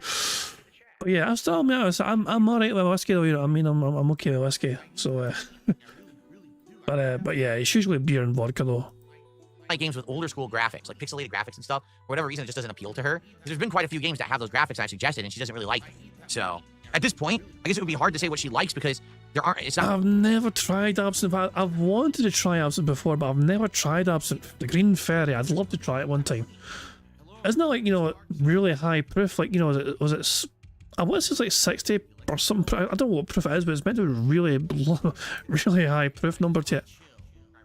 Consistent, you know, like she really liked Power Wash Simulator. She's done other games like house renovations and stuff like that she's really enjoyed. She's also done things like theme park simulator games and stuff like that. But in reality, I don't think there's anything consistent anymore that she really likes because most AAA games. 5 in a row. That's concerning. Games that used to like, for example, it would have been great to say, oh, she still likes Assassin's Creed, but it's changed so much that she doesn't like it anymore. I can't blame her for that. It's just not. I agree with her. I think Shadows sucked ass. So I don't know how you can have faith in these game franchises anymore. You just really can't, right? What's up, King Michael? How you doing, man?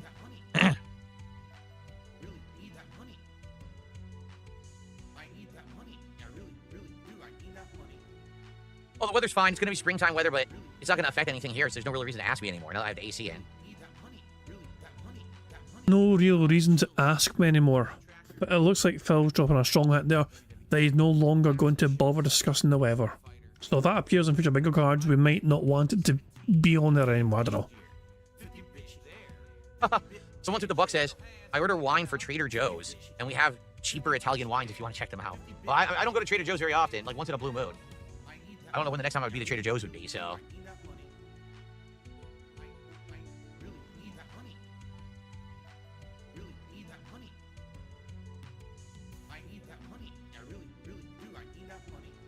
Conscript? Conscript sounds familiar. I feel like I've played it before. Conscript? That sounds very familiar to me. Oh, never mind. No, I never played this.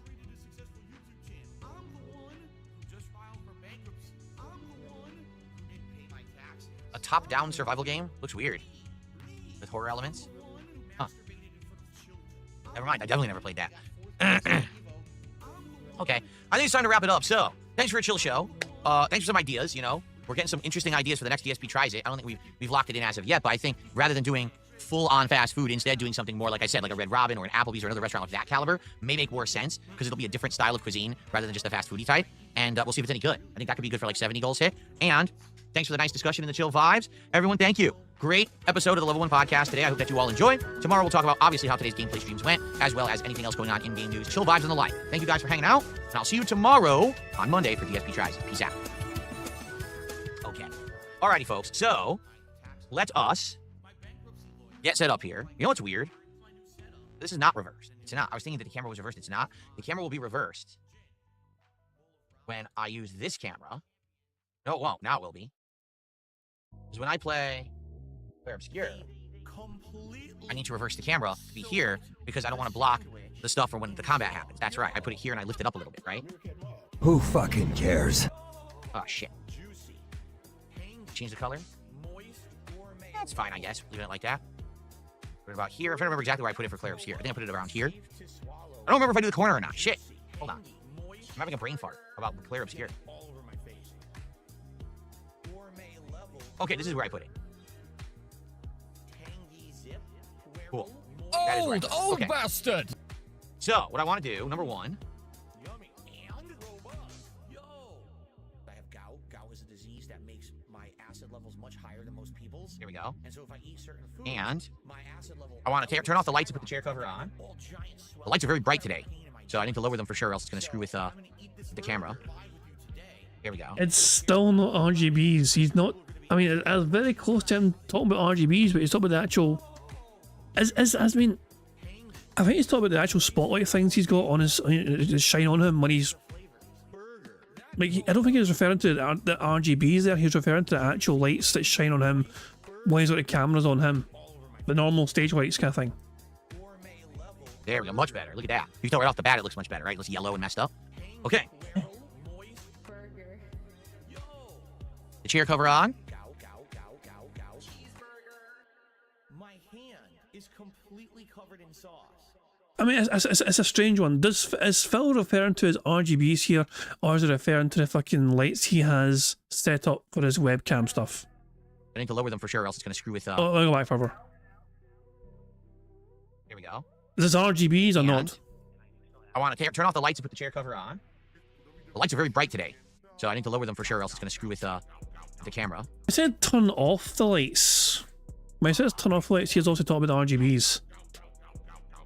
So it's I mean, it's up to you guys. Do you think we should count it? It says turn off lights. He's referring to the RGBs when he's talking about turning those lights off. It's a bit of a reach, but he is literally talking about turning the RGBs off because he does that every time he starts gameplay. So technically, it is discussion about RGBs.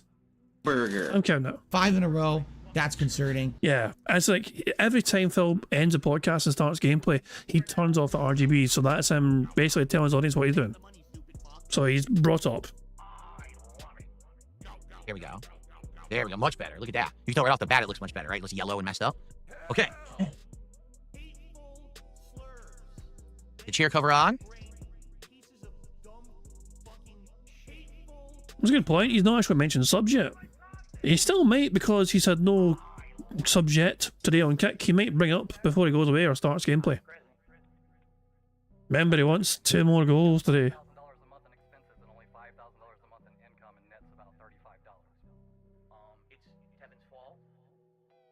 We're 1 away from a free space, by the way.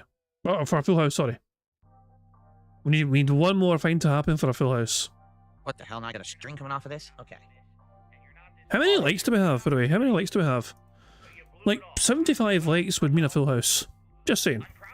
Alrighty, folks. So, I'm going to take a short break, about 10-15 minutes, and then when I come back, it's time for a nice full session of Claire Obscure. FYI, today would be a great opportunity to try to hit an additional goal during the stream. We're only 2 goals away from DSP Tries at Wingstop. So we could go another goal on the stream and 1 tonight on Call of Duty. We'll do it tomorrow. I'd love to do it tomorrow. It'd be perfect timing, actually. So let's hit some goals. Please support the stream, and I'll be back in a few. But in the meantime, enjoy some highlight clips. I received 0 contributions. That's completely false. I did get contributions in there.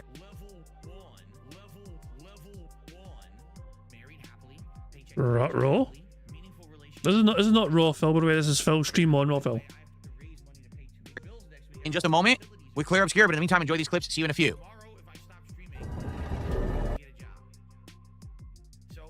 And I guess we just fast forward to when Phil returns. Hold on a second. Oh, we've won. We have 75 likes. Fantastic stuff. That gives us our free space.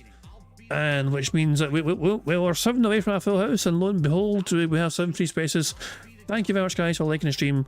To get us in our free space, and of course that means we've locked in a full house. Burger, burger, burger, burger, burger, burger, burger. There we go. Full house. Oh boy, how exciting! Anyway, Fantastic stuff indeed. So we have won bingo. Hooray! Thank you, goodness of me. So that's our first bingo. Nice to get back to winning ways on bingo for Phil's first stream of the week. Excellent stuff indeed. Of course, it adds $10 to that bingo price. Fantastic, robust indeed. Yeah. Well, pause. Exactly. Phil's red face, furious, no contributions, all that shit. Yeah. This is awesome. The face of an angry little piggy didn't get the money he thought he's deserving. So there you go. Excellent stuff indeed. Let's go to live DSP, shall we, and see how he's doing. Let's just close Sausage Raw Phil's chat. And let's go to live DSP. What a jerk. Tell her something, you ass. You're gonna keep secrets? Their friend just died, you're gonna keep secrets? What a dick. So Phil Burnell, as you can see, is now sitting on $158. I don't think he got much. I mean, that's essentially where he was at anyway. Like, has he been given any money since the stream started? I didn't realise what his total was before he fucked off. But yeah, Phil is not that close yet to the second goal. I'm sure he'll remind his audience that several times as the stream goes on, the night goes on or whatever. So yeah, fucking have fun enduring that crap. But yeah, I think I'm going to call it quits there and wrap things up. Good stuff indeed. But guys, thank you very much for joining me for some robust bingo antics and all that jazz. We've got a full house, good to get back to winning ways. So yeah, good stuff there, and obviously hopefully we can keep winning more bingos as we start off with start of a brand new week tomorrow. So Monday to Friday, Phil will be here. I should be here as well Monday to Friday for the bingos and all that jazz. So yeah, looking forward to it. I'm not sure what's happening the weekend yet, next weekend, but I'll have to wait and see. But all I know is that the plan from you is to be here Monday to Friday every day for the bingos. So yeah, hope you all had a good time. Hope you all had fun. I hope you've enjoyed the weekend as well. I'm going to end how I always end by playing the Dory's PIG contributions made by the supremely talented Pixar animation. So guys, until tomorrow, hope you all enjoy the rest of your weekend. Enjoy your Mother's Day as well, if you're celebrating that today, of course, with your mother and all that jazz. And yeah, I'll see you all tomorrow for some more bingo, but until then, have a good one, and I'll catch you all later. Goodbye. On September 14th, a pre-authorized payment of $16.51 from PayPal.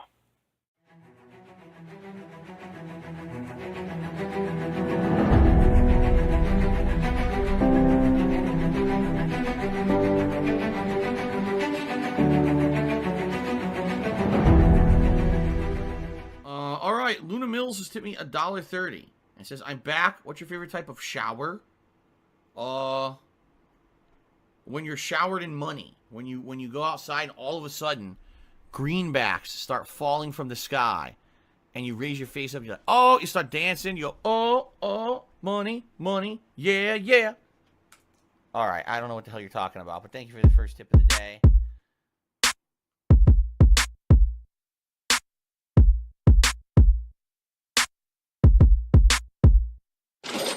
Money, money, yeah, yeah. Money, money, oh, money, money, yeah, yeah.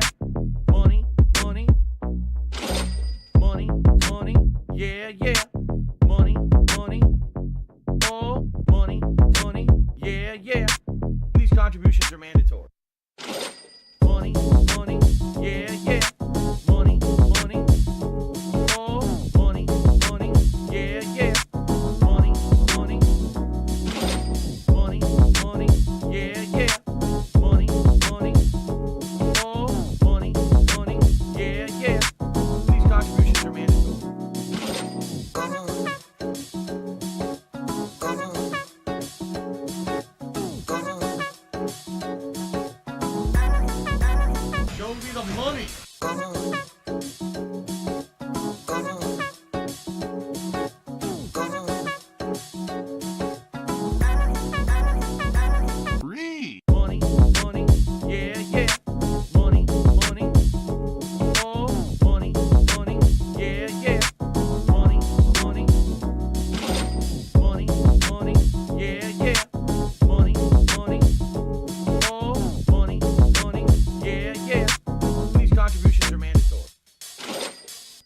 it's gone. Just gone like that.